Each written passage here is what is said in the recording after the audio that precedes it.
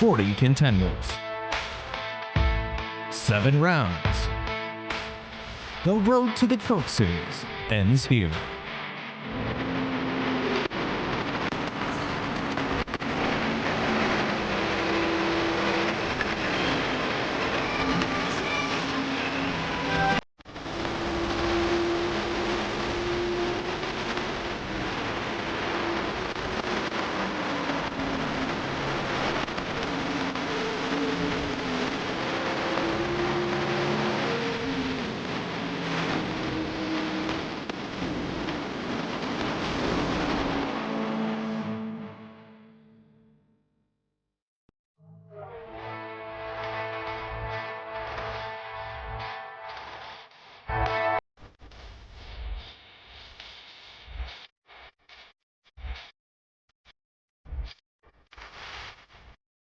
Good evening, race fans, and welcome to Podium Esports coverage for the 4th race of the 2021 eNASCAR Contender iRacing Series.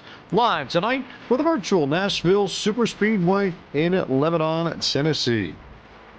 Despite the voice of Podium Esports here alongside Josh Lee and Devin Henry, Ryan Power producing our shots this evening. Cameras is always provided by Dougie Beard.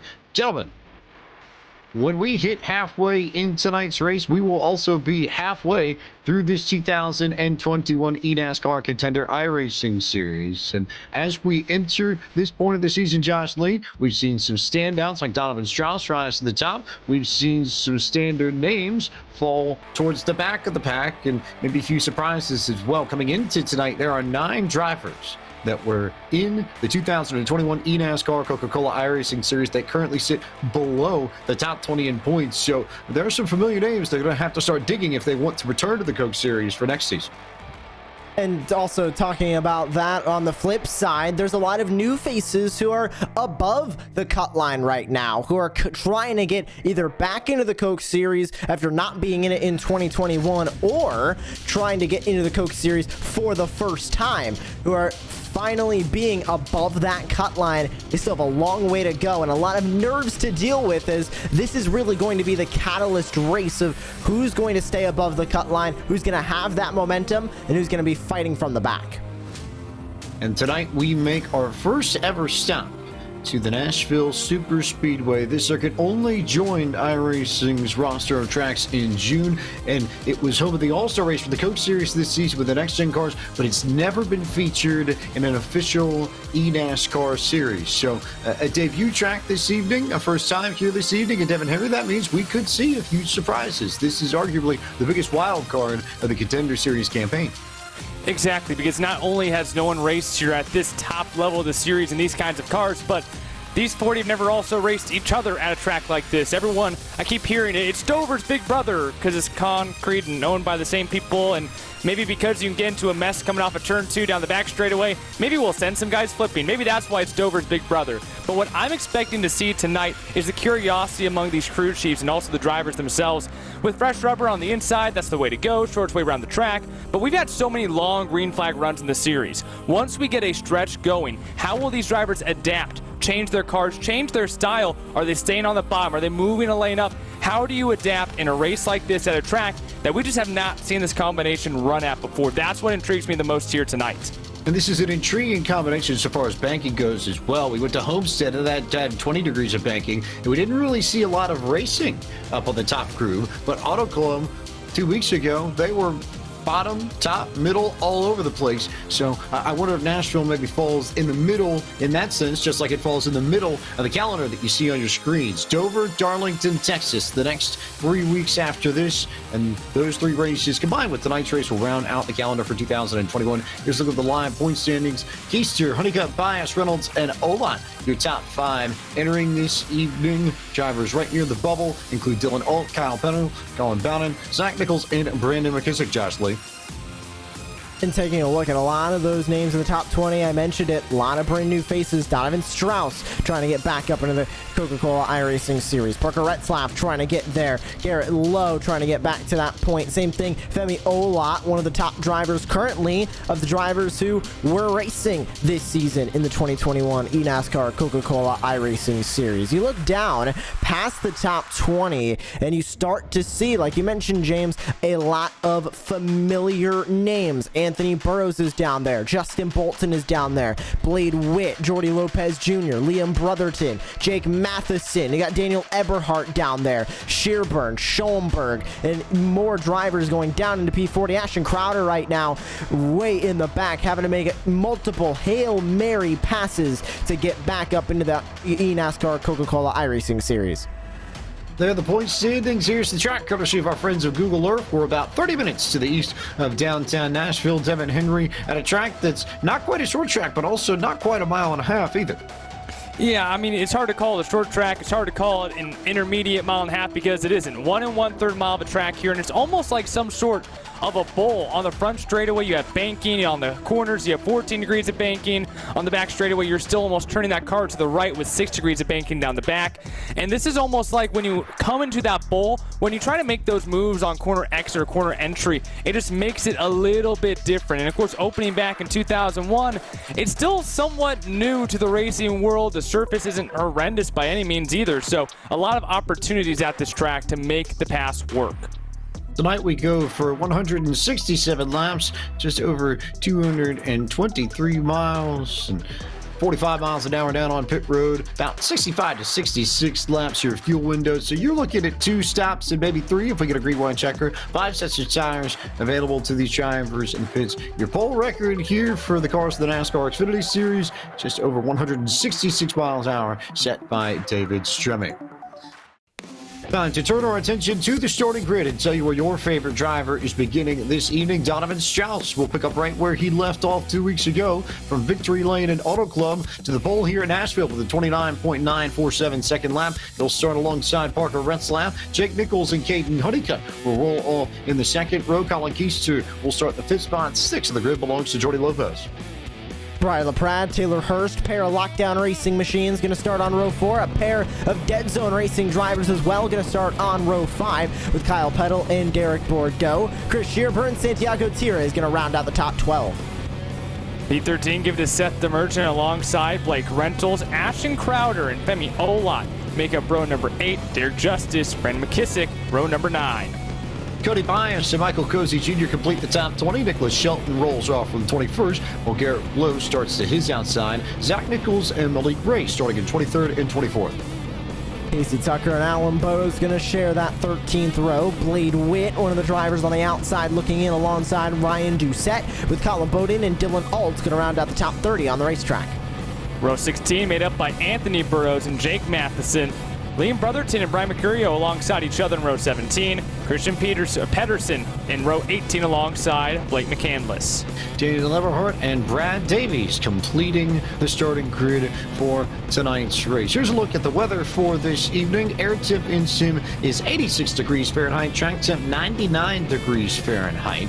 The in sim time a little bit different now. We move to the second half of the schedule. That's when you see those times change a little bit. And this season is no exception in the eNASCAR Contender iRacing Series. So it's actually March 1st, 2022 on the calendar, right around 12:45 p.m. local time. It's a Tuesday, right at the end of winter, beginning of spring in central Tennessee. Winds are heading to the north at 10 miles an hour and humidity of 44%. 360 kilometers will also go this evening, on top of that 260 plus mile range. For more information from pit road, before we go green flag racing, let's turn to our pit reporter for the first time this evening, Justin Prince. Thank you very much, James. And for Donovan Strauss, it's been a very rough past 24 hours because he had been up all night with a sickness where he was throwing up throughout the evening to the point where he did not get any sleep. He's having a fever right at the time of this green flag of 101 degrees Fahrenheit. Spoke with him just after qualifying. He's still 75%. JD Laird, his spotter, has also mentioned they have peeled off the tape to help him keep cool in that car tonight, figuratively. There's a lot of confidence, though, that they can still get the job done despite him being under the weather. 2 words come to my mind, Devin Henry: flu game. I mean, heck, his temperature right now is actually 2 degrees higher than the track temperature as we start here in Nashville. Hey, sometimes when you're in this kind of shape, it brings out the best in you, as you refer to the flu game for Michael Jordan. I thought we'd have a basketball reference here at iRacing broadcast, but we'll turn our attention back to the stock cars as the green flag will come out, and we are underway with race number 4 of 7 in the 2021 eNASCAR Contender iRacing Series for the virtual Nashville Superspeedway.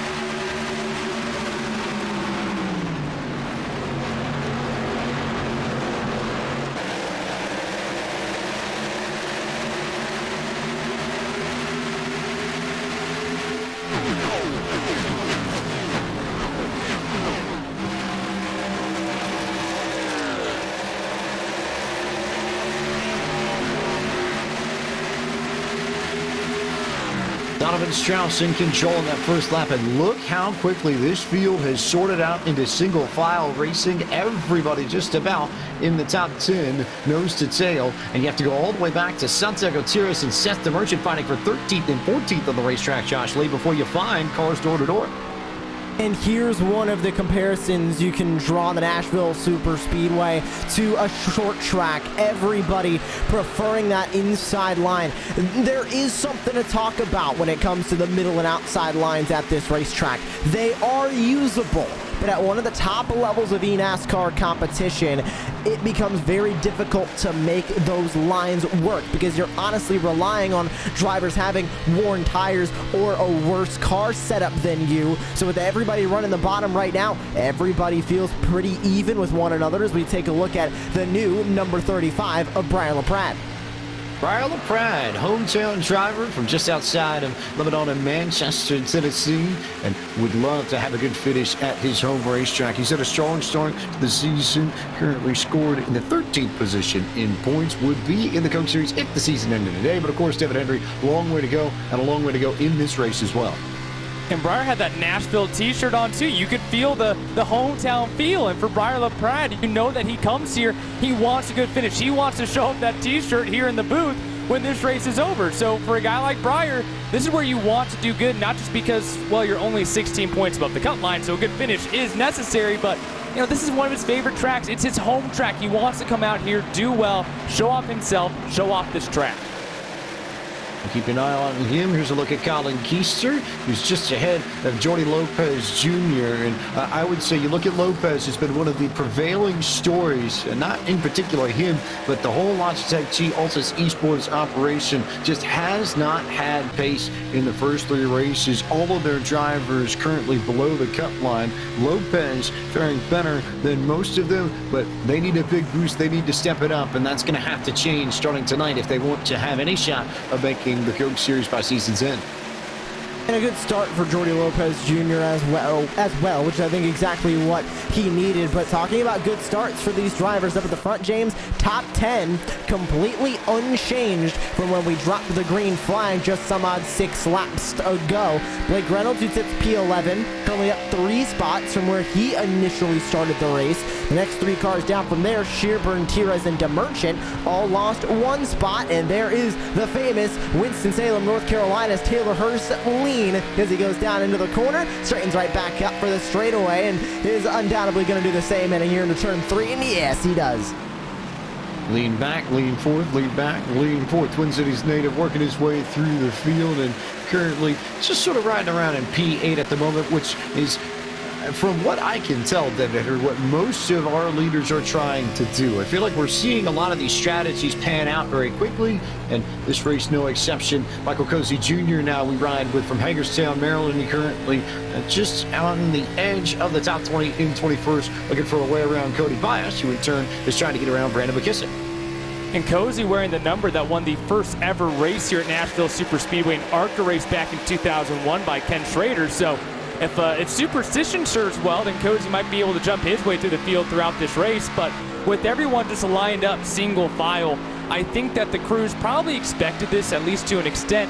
So now you're communicating to your driver, based on the setup that you put in this car, hey, here's how hard that you can push this thing to make sure that you get the most out of your tire without burning it all up. We don't see anyone really creating massive gaps right now across this entire field. On board here with Colin Bowden and Space Station Gaming. And the Virginian here, look at how zoned in he is. Look at that. Like, you know what you need to do to open up this race. You set your tempo. You know where your tires are going to be. And for the crew right now, you're just jotting down your notes. How do I need to have this car set up as we get later into the race?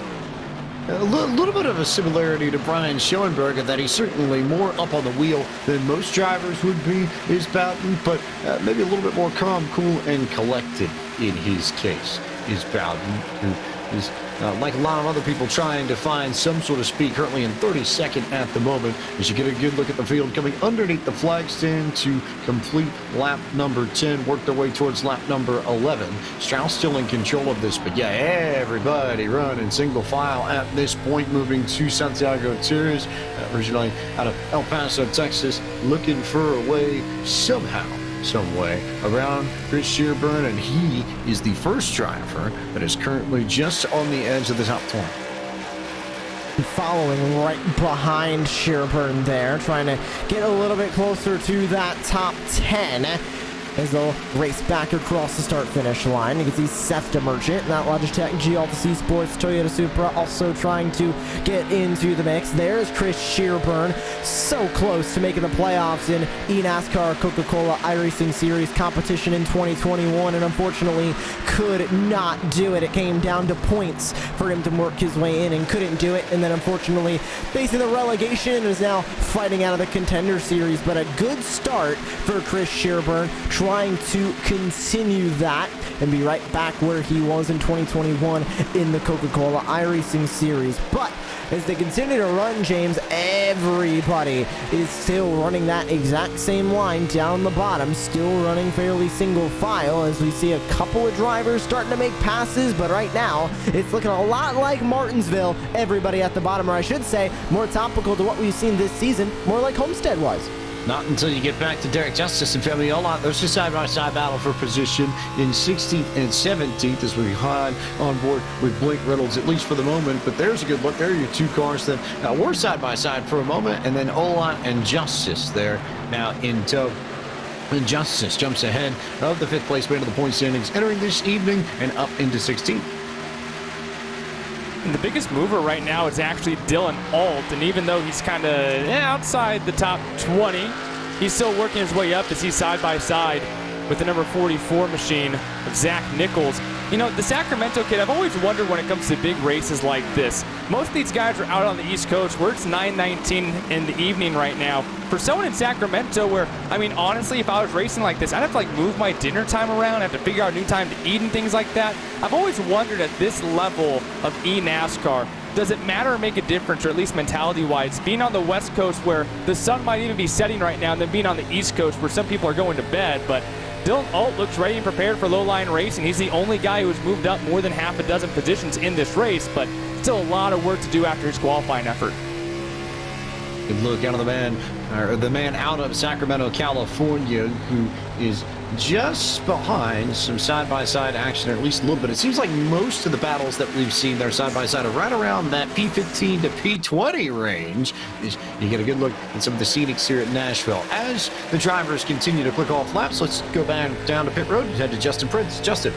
Just so happens Dylan Alt is among those competitors, as well as Michael Cozy Jr. and several more that have been getting consistent and constant warnings when it comes to their temperatures, both oil and water temp-wise. In regards to Dylan Alt's crew chief and Garrett Mashburn for tonight, he has been told to expect it to be a little bit hot in the traffic, though, with how this race is playing out. So don't be surprised, he essentially forwarded, if it blinks either of the gauges in the midst of the traffic. For Cozy Jr., keep in mind both the water and the oil temp have gotten high temperature warnings through his in-sim spotter. So many of these drivers are dealing with temp issues. They're starting to potentially drop, though, as this run goes on. Keep in mind, among some of the drivers, Blake McCann was actually peeled off tape in preparation for this. And that's not particularly uncommon amongst a lot of drivers in this field, Josh Lee. We see a lot of them run tape levels that are high enough to push that temp in just to the edge of what's comfortable in terms of temperatures. So you get a good look at Blake McCandless racing at Raleigh, North Carolina. But sometimes these drivers miss the mark, and maybe because this track is so new, because we haven't seen a lot of racing with these cars in packs like this, maybe it's not a huge shocker then that these drivers are struggling with water and oil temps a little bit more this week compared to some of the others, because again, the notebooks just aren't that big. And they want to get all of the advantage of that added grill tape, mainly in the downforce area, with especially these Xfinity cars that are already extremely low on the downforce side of things. They want all the benefit of that grill tape without the consequence. So they're trying to get exactly where they possibly could be to barely run that engine right at the top of its operating window of temperature. They don't want any temperature warnings. They don't want that engine blowing up or taking any damage. So they go as far as they possibly can on that limit. And these setup builders, these drivers are masters of being right on that limit of almost being in trouble, but keeping it safe so they can get all of the benefits they possibly want. Look at Anthony Burroughs out of St. Peters, Missouri, trying to make his Nexus esports machine go towards the front of this field. And he, one of the drivers who struggled a little bit, currently 25th in points, Devin, and trying to work his way back up towards the front of this field and back into the top 20 tonight. And I gotta say, whenever you got fresh paint, the chrome always looks great. Hey, how about Malik Ray for Space Station Gaming looking to the inside here on Ryan Doucette? This is for the 25th position. Pushes up a little bit, and he's gonna lose a little bit of time there too. That is just how difficult it is to pass on the inside. The outside, I don't know if you want to pass there. Is now behind him. Blade Witt will take a peek to the outside, but can't keep on that right rear quarter panel. When you get to the inside of someone here especially, the car has a tendency, especially with the aero, to start to push up track. And it just doesn't work because the rear end keeps going faster than the front of the car starts to slide on over. So we're going to see that as now Daniel Eberhard will take a look at Blade Witt. And Eberhard is another one of our big movers tonight, but again, kind of stuck back in the field. Once you're stuck under someone in the corner, it really makes the car loose and really wicked to drive as well. It's hard to make the pass in the first place. Defending it is almost easier, but you have to be at the right place, right time. How many times do we say that in sim racing? How close are those drivers racing back at about 25th or so? Here's a look at Derek Bordeaux a little bit further up the field, but we had a really good battle there back for about 25th or so, which is about where the best racing is happening on track at the moment, just because, again, everybody's largely strung out and just trying to get to that first pit stop, maybe hit a fuel number here. You imagine with the way these pit stops line up, it could be very tight on two stops if you don't play your cards right. But Blade Witt, I've seen the last few laps, Jocelyn, he's been looking for opportunities to try and get around Malik Ray, try and make his way up towards the standings. And Malik Ray also now trying to duck underneath Ryan Doucette. But more importantly, these are all drivers that are near the bubble or on the bubble. Witt entered tonight in 28th, Ray entered tonight in 15th, Doucette entered tonight in 24th. Everybody in this bunch needs good finishes, and that's why they're all racing so hard already. And we're essentially seeing what those drivers need to do start to come into play, because all the drivers that are underneath that top 20, as we get a look on board of Colin Keister in the battle for 5th with Jordi Lopez, the drivers who are underneath that cut line right now, 21st through 40th, they need good finishes starting tonight. They cannot wait for good finishes anymore. They can't hope that they get lucky and get a good finish. They need to start making it happen. So for the drivers that are underneath that top 20, they need good finishes tonight. We're starting to see a handful of them start to work their way up through the field, or already are up at the front of the field and currently holding on. But right now, at the front, as we go on board with Brian LaPrade, a lot of the drivers who are currently up here, except for Jordi Lopez Jr., who came in 29th in the point standings, are having good seasons already. So I believe it's a huge stack up off of turn number 4 around the 18 of Femi Olot. Olot there nearly getting sideways just a little bit. And he checked up a few drivers and lost a ton of track position as he's now stuck on the outside trying to work his way back alongside Brandon McKissick. Alan Bowes to his inside. Dylan Alt trying to make moves, but Olot there with trouble. And the closest thing we've had to an incident yet this evening nearly ended up sideways. Looks like Ashton Crowder was the one who just about wrecked in front of them, so we nearly had our first yellow, but Crowder is very, very loose, and he's not the only one in this field that is. For more information from Pit Road, let's go to Justin Prince. Justin. Yes, indeed. No major words from Ashton Crowder, staying mainly focused after what just happened a moment ago that lost him several positions. Crowder has resolved that towards the midst of the Hornet's Nest to 31st position. But in regards to the drivers struggling with looseness right now, Colin Keister is amongst those in that battle you were watching for 5th position, where he feels he is wrecking loose currently, and and the worst car on the track off of turn 4. Colin Keister is trying different lines to see what will work in that fight. I can also tell you that just off the way Ashton Crowder's been driving this racetrack, that the right rear tire on his machine, I won't necessarily say it's 100% gone, but it's pretty well worn out. And we're only 30 laps into this run. He's been sideways through the middle of the corner, 2-corner exit, every single corner the last 3 laps.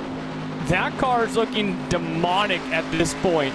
I mean, just look at, he's barely even turning, he's almost turning right more than he's turning left and nearly slams into the wall. Corner exit there out of turn number 4. But he's not the only guy who I've seen get loose. Now, he's the only guy, and there might have been some contact or something, because he, like, did a rallycross drift across an entire set of corners. But there has been a few different drivers really get loose in the center of the corner, and the track temperature is not helping. We just got the sunshine back on the track, and I feel like that is the only element of iRacing that you really cannot simulate 100%. The amount of hours that these guys spend in the sim on their setups is immaculate, but knowing where the track temperature is going to change when the weather comes over. The track temperature started at 99, raised to 101, and it's now back down to 99. So even though we had that cloud cover, it really didn't bring the temperature of the track back down any. So again, this is another element that if you did not anticipate this track being at 100 degrees almost the entire race, adjustments will need to be made on your first pit stop. And that will also change over the course of this race. You imagine as we move into the high hours for the sun that this track will only gain track temperature, and it will only get warmer and warmer and warmer as you look on board Parker Retzlaff, or rather Donovan Strauss, and look back to Parker Retzlaff. The gap there is just under a full second on the racetrack, but those two pretty well clear of everybody else as is Caden Honeycutt, as is Jake Nichols, and then the train that starts with Jordy Lopez Jr. having a really good run when he really needs one. But that's a group that runs all the way back from Jordy Lopez to, let's call it, Santiago Tires in 13th. So 8 cars there in the mix, trying to figure out who wants to be in the top 10, who wants to be just outside it.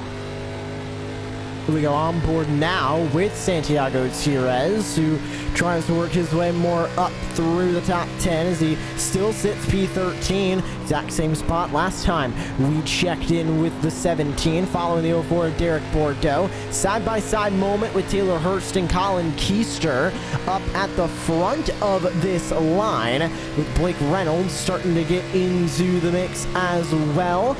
And they'll dive back into one. There's that side-by-side battle. Hurst on the bottom. Keister's going to be on the outside, now getting up above Blake Reynolds. The fight off of turn number 2. Reynolds trying to challenge.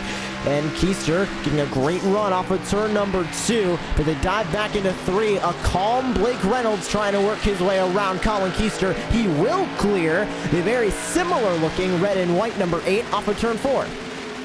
Man's out here having a conversation while he's just casually slinging this car around Nashville Superspeedway at in excess of 140, 50, 60 miles an hour at points down the end of the straightaway. Here's Chris Shearburn, and look at the contrast there. You see Reynolds much more easygoing, much less tense in his body. Shearburn here with the intense focus, not really many words being said, and maybe for a good reason, because Shearburn enters tonight 32nd in points, and he's a driver who too could use a good run. I mean, that's actually a good point, because Blake Reynolds is a guy who's 4th in the points, 35 points above the cut line. He's just been a smooth operator throughout this entire series thus far. He just has to keep doing what he's doing until Shearburn got into the top 10. Reynolds was the only guy inside the top 10 who did not start there. So, I mean, I wish that I looked like Blake Reynolds when I was racing myself. I have like my mouth like halfway open. I'm probably doing the lean as well, and I look absolutely crazy. He's going, yeah, you know, guys, where are we going after this? Like, do you guys want to meet up anywhere? I'm going to go. Like, he's just hanging out right now, having himself a good race, and that's another piece of having a good setup under you as well. He just looks ridiculously comfortable. Right? So this is what you want to be looking like early in a run at Nashville. It can't get a heck of a lot worse than this when you're just kind of relaxing in that cockpit. and save your energy for the later stages of this race when you need it. Meanwhile, we're starting to see grooves begin to develop. Everybody's trying to go to the bottom for the vast majority of the beginning of this race, but we're starting to see shuffles in the order. Here's a look at Santiago Tiras working his way to the inside of Derek Bordeaux. Also just ahead, I see Brian LaPrade working to the inside of Jordy Lopez Jr. Those two fighting for position to be the 6th spot that they're wrestling for and trying to chase down Jake Nichols and Kyle Peddle. I mentioned earlier, top of the show, where when everybody was running single file, it was because pretty much everybody was on somewhat of even playing field. Now we're starting to get to the point where a lot of these drivers are not on even playing field. We started this run, top drivers were running about 35s, 30.6s. Now they're all pretty consistently running 31.9s, maybe even into the 32s. Some drivers running 32.1s last time by. So we've lost a significant amount of time with these tires. So now it's not going to be a lot of setup disparity that is allowing these passes to happen. It is a lot of tire disparity where the drivers who saved their tires a little bit better are going to start to have rocket ships compared to the drivers who burned up those right rear or right front tires, and they're going to be losing a ton of time on the racetrack. Liam Brotherton working his way up to potentially the top 25 if he can make things happen here with Blade Witt. But I think we're starting to see more battles develop here in the back, too. I wasn't necessarily certain if that was just a trend we'd see towards the front, but it looks like to me, Devin Henry, we're starting to see this track take rubber. And as this track rubbers up, we're starting to see drivers move up to that middle groove, move maybe into a higher groove, maybe a third groove if you want to stretch it, and see if there's more speed up there, especially as these tires wear out. Well, honestly, it looked like to me that was a Cam Newton jersey, but my Carolina Panther history doesn't go far enough back to really know if that was or not. But good to have faith in your team right there during a difficult time. Oh, yeah, NASCAR racing. No, I completely agree, because eventually you're going to need to move off the bottom. I think that you're going to eventually start scrubbing off that speed. And again, if you want to pass someone, like, right here, you got to use a lane different than them, right? So having the ability to move somewhere else on the track is going to be pivotal to your success. In this battle just outside the top 10, it kind of figures out where do you need to be right now. Let's see if we can find out a little bit more information on the tire wear as we watch this battle for P5. Down to pit road we go with Justin Prince. And it's a case of two different stories when it comes to clean air versus dirty air right now, because when it comes to Donovan Strauss, he's pulled away by nearly 2 seconds. The comfortability in that car has been to the point where he said he is flying like a butterfly in the wind and feels like the car's getting even better as the run goes on. Compare that to the drivers behind him. Parker Retzlaff and Caden Honeycutt, it's the opposite story. Parker Retzlaff has been struggling with turn in the center. They look to try and potentially make adjustments coming up, while Caden Honeycutt has been struggling with trying to get rotation as well consistently and constantly in turns 1 and 3, to the point where every time he gets closer to the car in front, it's getting even tighter with the dirty air. A lot of struggles for some of the drivers in traffic.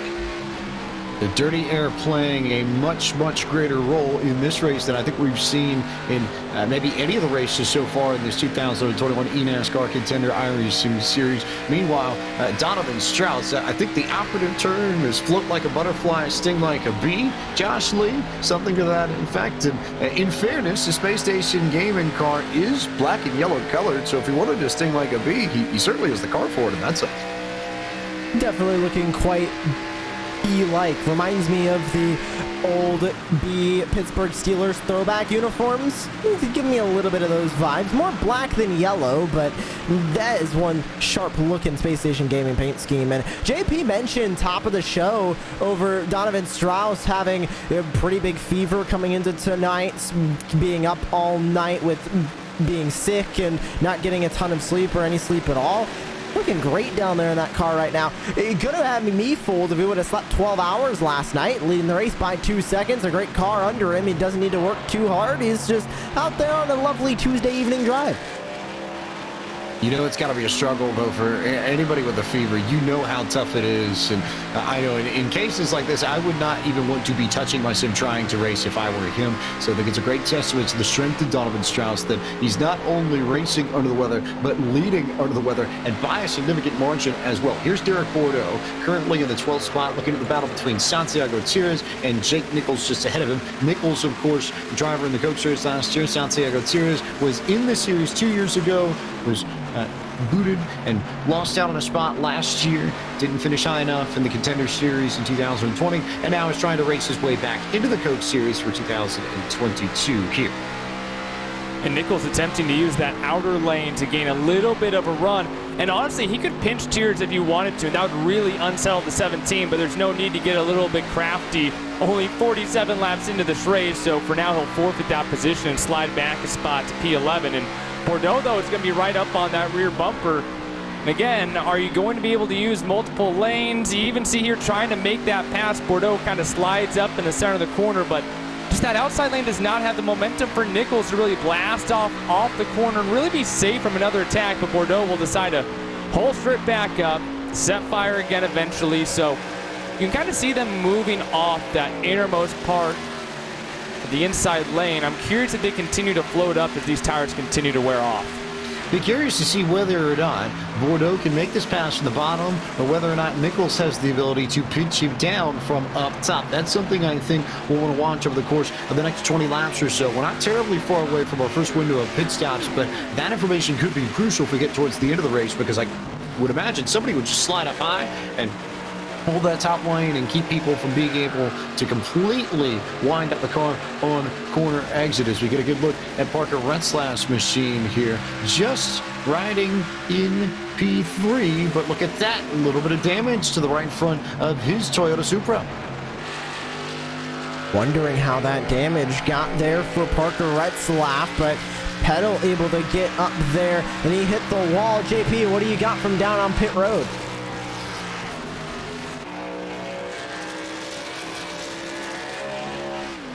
If we can get a little word from JP later, but just going back and looking at it, from what I can tell, looks like he clipped it on corner entry to turn 3, just tried to arc the car a little bit too much and got the fence, so we'll see how that affects his machine. Meanwhile, here's Taylor Hurst, who's done a nice job of just sort of biding his time, waiting patiently, picking up positions, now working to the inside, trying to get a spot from Jordy Lopez Jr. and make his way into the top 5 for the first time tonight. And I don't like joking about the lean, because even you see him there on the 4-degree bankings on the back straightaway. He's still leaning as he goes to the inside here to make the move. You know, this is something where I feel like I myself sometimes do this, even just when I don't even know it, just kind of holding that kind of lane to make yourself feel like you're in a good position. Hurst makes the move. That puts him inside the top 5 now. He started this race in the 8th position. Haven't been a lot of big movers, but one guy that is a big mover was just in his rearview mirror. Blake Reynolds up 7 spots from the start of this race. I think that if you are someone like Taylor Hurst, you want to leave that red number 66 behind you. Maybe a car or two in between as well, as now Reynolds makes the moves from P6. We'll come back to Reynolds in just a moment, but let's go to Justin Prince, who's got more on that start here with Parker Retzlaff. Yes, indeed, and the reason for the damage was a graze to the wall, is what I'm understanding, down the back straightaway, and it is not good. He is really upset when it comes to that car right now as a result of the damage. The speed has dropped off 0.3 of a second per lap as a result of that contact. It was right about where they are now, down the back straightaway a few laps ago. Right now, his team is trying to come up with a plan to try and fix this and deal with the damage. It's similar to what he had to deal with the last race, remember.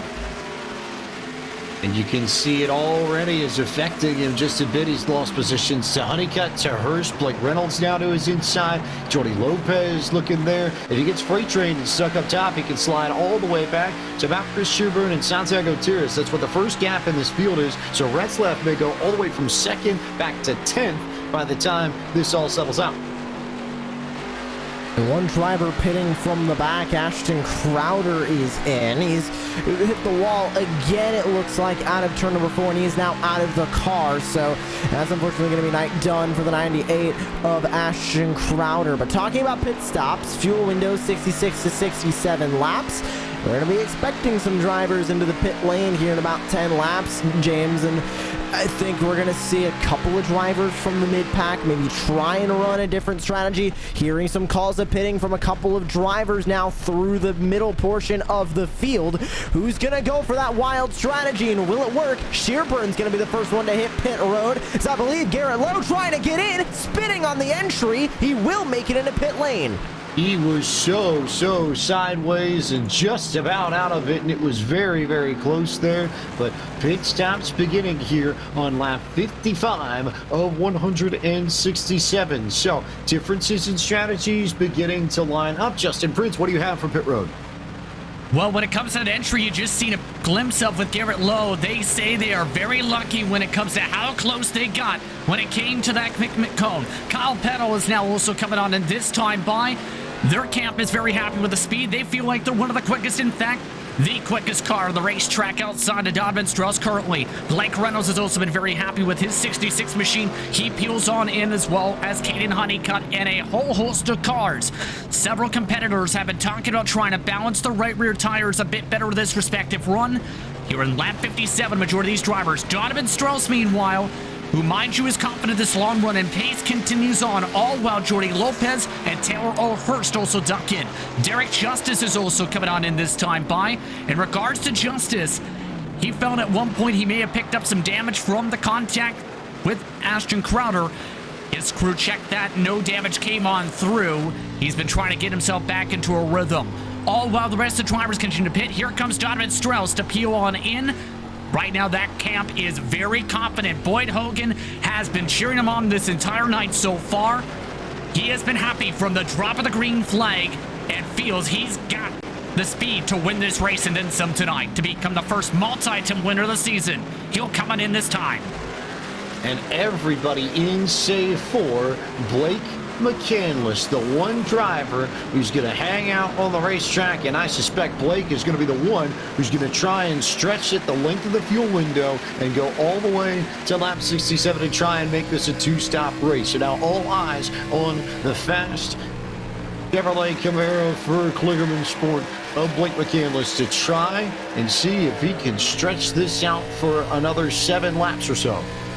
Yeah, and you know, we saw this last week as well with a couple of drivers, but Justin, what are you seeing the strategy being here for McCandless and Kligerman Sport?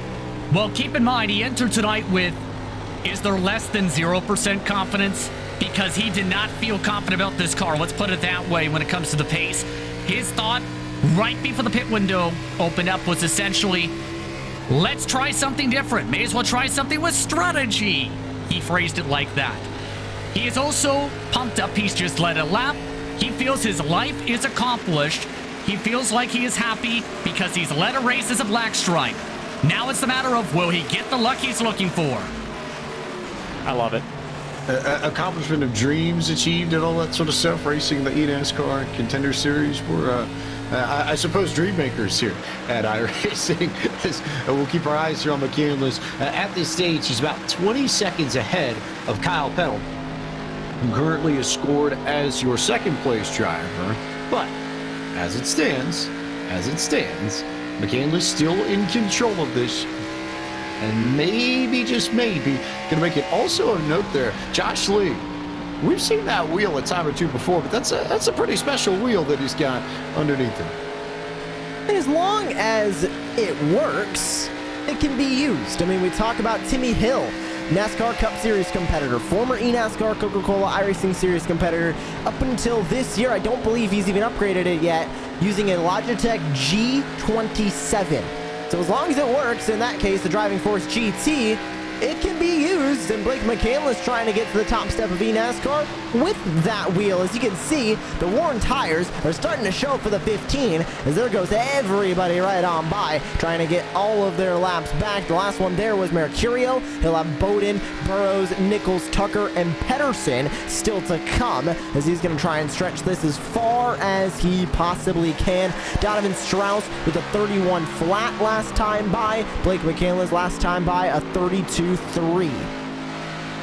Donovan Strauss, meanwhile, has gotten around Kyle Petty, so that's second. And when McCandless comes in, that will be the difference in the race lead. As it stands, though, we are still waiting for McCandless to make his move. And this could get interesting here because he's still got a pretty sizable gap. So this could play out very much in his favor if he can make it 2 stops instead of 3 like everybody else. He'll sacrifice the track speed, but this is a play where if it goes green flag and you plan for it from the beginning, it can work. It can pay dividends, and given that he was dead last at Auto Club 2 weeks ago, to some degree, I think you sort of have to throw caution to the wind here and go for it, because you're going to have a good finish in order to give yourself any sort of fighting chance at making the Coke Series next year if you're Blake McCandless.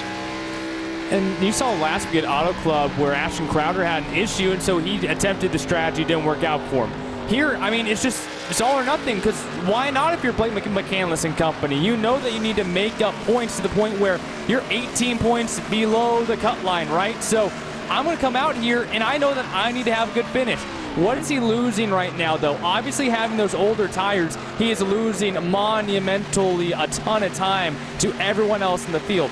And while, yeah, on one hand, he's going to get that back once he goes back and pits, but some of the time that you lose right now, and then once you're into the pack with fresh tires, you're never going to get that time back like these guys are running right now. So for McCandless, it's an all-or-nothing strategy, but if you do get that caution late enough in this run, and everybody comes back down to get fresh tires and a full tank of fuel, it puts McCandless in a situation where he could go from almost too far below the cut line to right there fighting halfway through the season.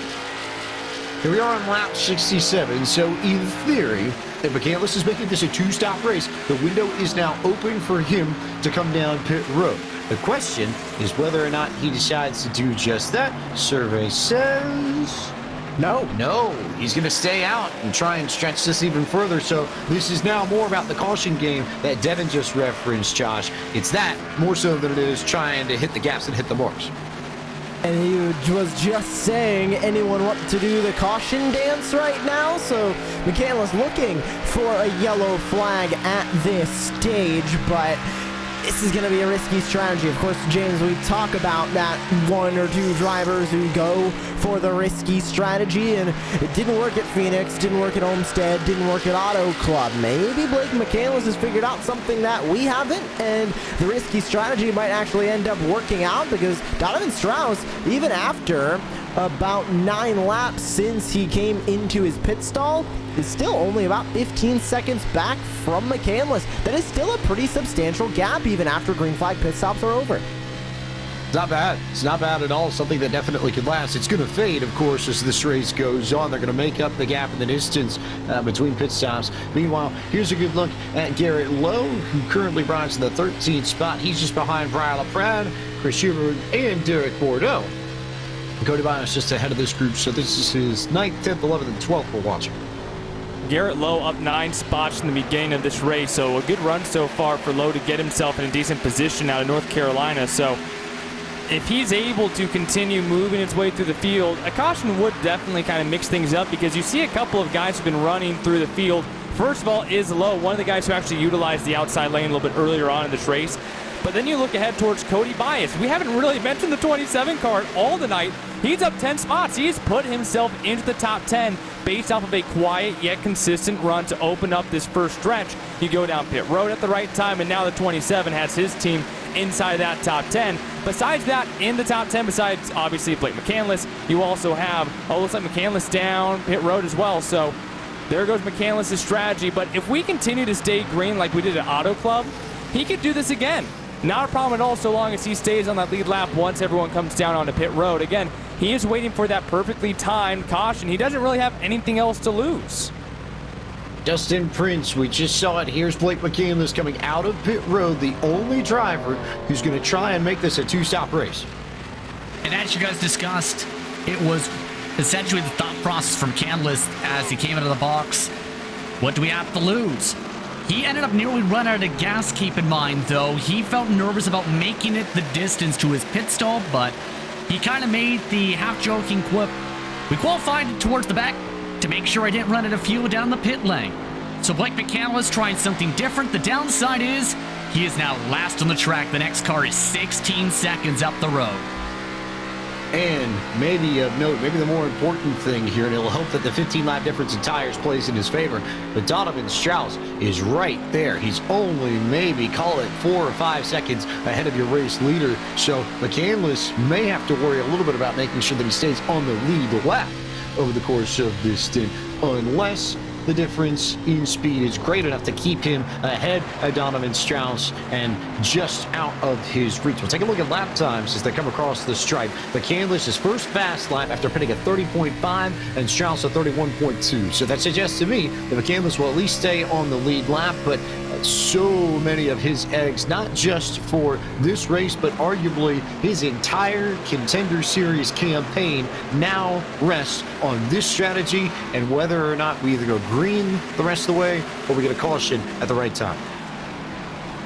And running up front now, Donovan Strauss. A great run that is shaping up for that number 51. How about Femi Olot back here in the pack now? He was running about mid-pack and is now a little bit further back, P19. A good run from Femi Olot that is shaping up for him so far in the point standings here in the eNASCAR Contender iRacing Series. And you look back behind him at the number 24, Jake Nichols. He needs some good runs as he sits P15 in the points right now in that Mode Motorsports number 24.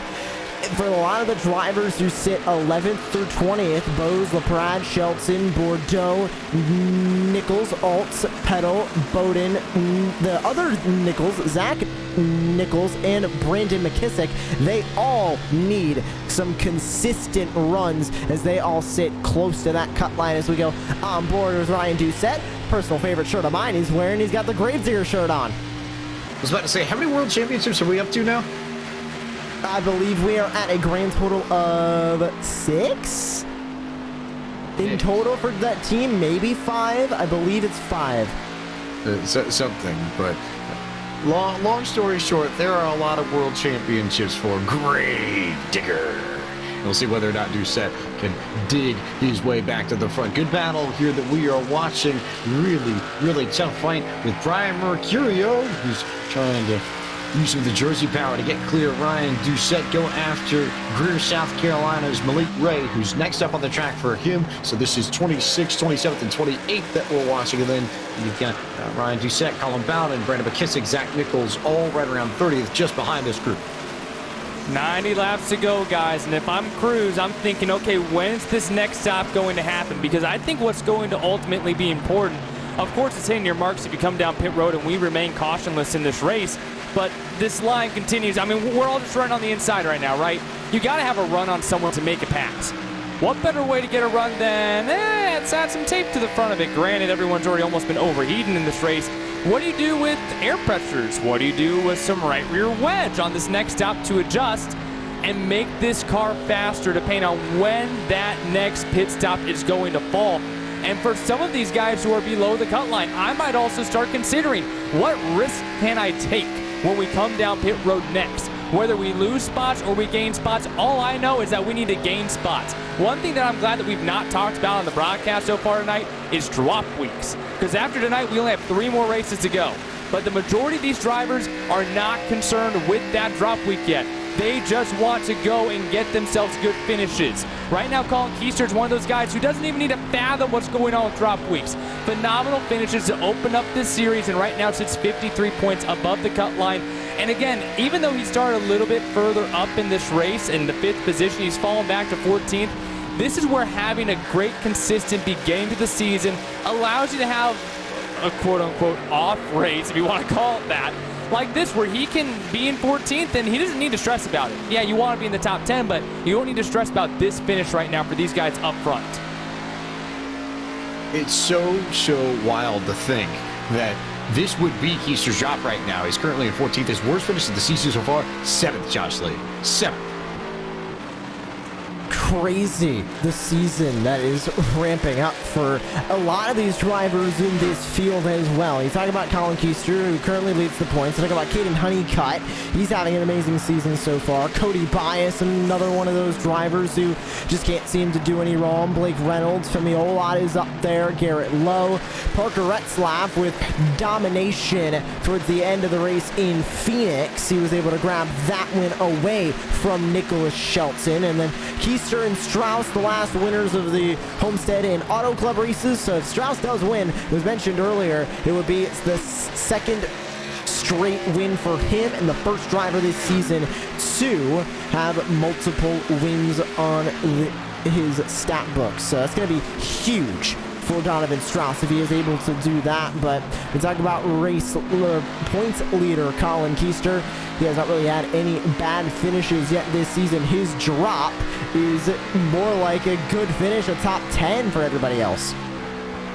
Another look at Briar LaPrade, currently running in 7th. Another driver that I think we'll need to touch base on, and one who's sort of quietly been really strong, Kyle Peddle. But we'll worry about Kyle Peddle here in a moment because we've hit cross flags. So this is the halfway point in the 2021 eNASCAR Contender iRacing Series season. This is also time for our iRacing Midway Race Break, which as always is brought to you by iRacing, the world's premier online racing game. iRacing puts you in the driver's seat to experience today's newest form of competitive motorsport, virtual racing, all from your home PC. Race virtually in Australian supercars, IndyCar, IMSA, NASCAR, the world of outlaws, and more. And don't forget, if you visit iRacing.com/Black Friday, you get 50% off of a new account sign up and 25% off of renewals. This is the time to renew your account if you have not done so already, and this offer ends very soon. So get to iRacing.com/Black Friday now and save money on your renewals so you can race for less later. Donovan Strauss, our leader by 1.6 seconds over Kyle Peddle. Caden Honeycutt, Taylor Hurst, and Blake Reynolds occupy the top 5 at this stage. 6 belongs to Jordy Lopez Jr. 7 is where you'll find Briar LaPrade, just where he started. Cody Bias up from 19th on the grid to 8th. Parker Retzlaff currently in 9th, even with that damage. And Derek Bordeaux also right where he started, currently running in 10th, Josh Lee. P11 going to go to Chris Shearburn at the moment. Garrett Lowe will sit P12. Santiago Tires and Colin Keister in a battle for that 13th spot. With Derek Justice rounding out the top 15. He's going to get into the mix in that battle as well. Alan Bowes, Michael Cozy Jr., 16th, 17th. 18th goes to Seth DeMerchant. Femi Olot's 19th with Dylan Alt rounding out the top 20. Daniel Eberhard is your Podium Esports hard charger at the moment from 37th to now 21st in the field. Jake Nichols stuck in 22nd. Blade Whitten 23rd, Liam Brotherton 24th, Nicholas Shelton in P25. Behind him is Malik Gray, Brian Mercutio, Colin Bowden in P28, Zach Nichols and Brandon McKissick round out the top 30. Ryan Doucette riding in the 31st position. 32nd is Casey Tucker. Anthony Burrows currently holds the 33rd spot. At 34th is Jake Matheson. Christian Peterson currently sitting in the 35th spot. 36 belongs to Blake McCandless and Ashton Crowder, the 37th and final car that took the green flag this evening. That concludes tonight's iRacing Midway Race Break. With over 170,000 drivers on the service and over 90 laser scan tracks and cars to choose from, iRacing is your portal to the racing world. Get on track today at iRacing.com. We're going to take a quick commercial break, but we'll be back with more coverage of the eNASCAR Contender iRacing Series from the virtual Nashville Superspeedway in just a moment.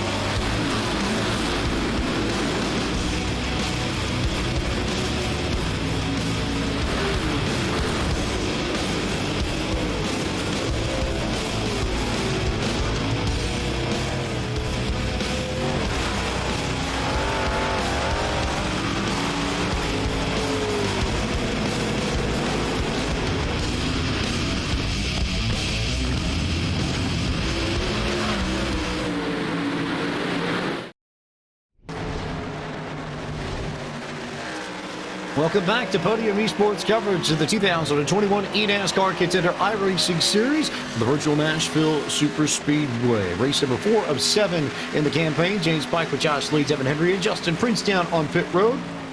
Good battles all over the racetrack as Donovan Strauss continues to lead this race, but we're starting to see it pick up right here with Taylor Hurst, but even more so further back with Colin Keister, Garrett Lowe, and Alan Bowes racing for 12th, 13th, and 14th.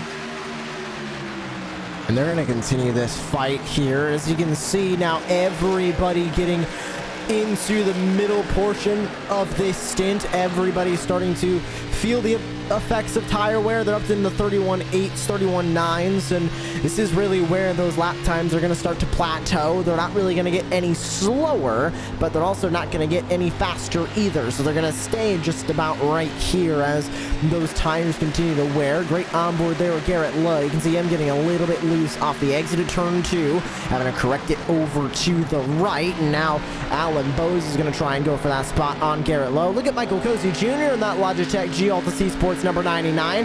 Front row seat for the battle for 13th and 15th with Lowe, Bowes, Justice, and Tires ahead of him.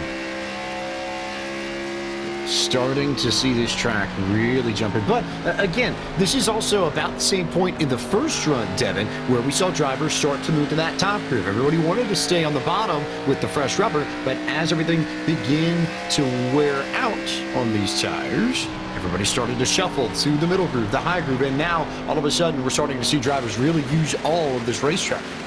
Boy, we were just looking at that battle with Bowes, Lowe, Justice, and Tires, and Lowe gave Bowes a good little stop right there. Otherwise, he would have bumped him and maybe turned him. But hey, have we talked about Kane Honeycutt tonight at all? He's been in the top 5 like this entire race.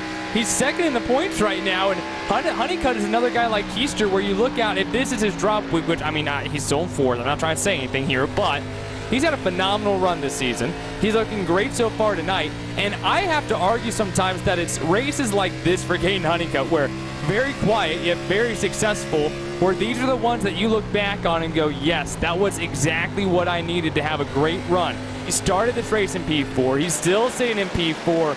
And he's just been there. He's been there the entire time.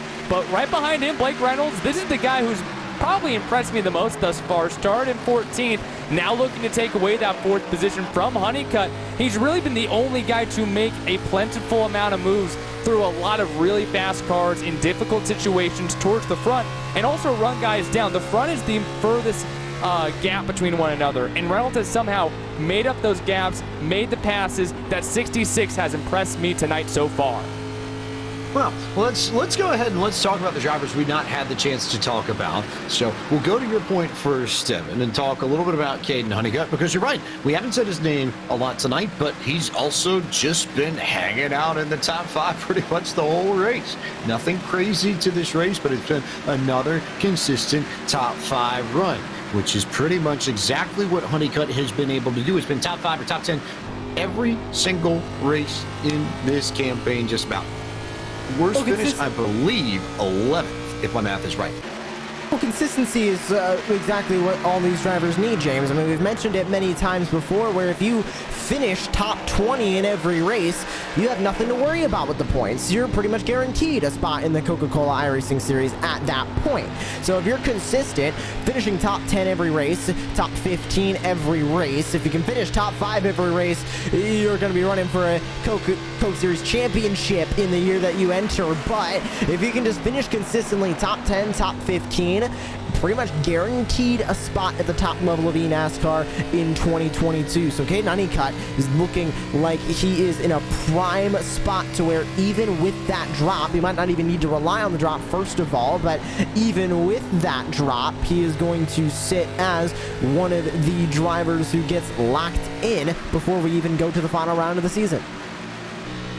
The other driver that we haven't had the chance to chat about as we look at Blake, what you just saw on the screen a few moments ago, Kyle Peddle, who very quiet. Truth be told, I'm not sure if too many people on our team knew what he was capable of, and he did not have a good finish at Phoenix Raceway. But since then, 7th at Homestead and an 8th at Auto Club, and now racing in P2, a big step towards the Coke Series if he can maintain this track position and get it done for Dead Zone Racing tonight in his Toyota Supra.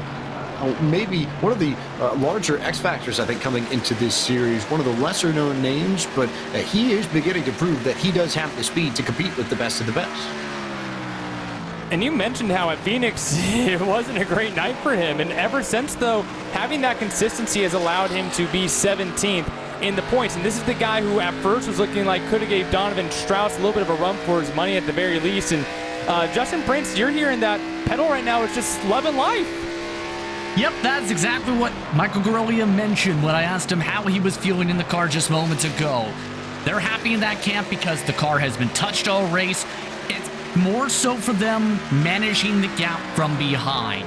They're happy they gained on Donovan Strauss interval-wise, but their focus at the start of the run after the pit stops was more so on Caden Honeycutt.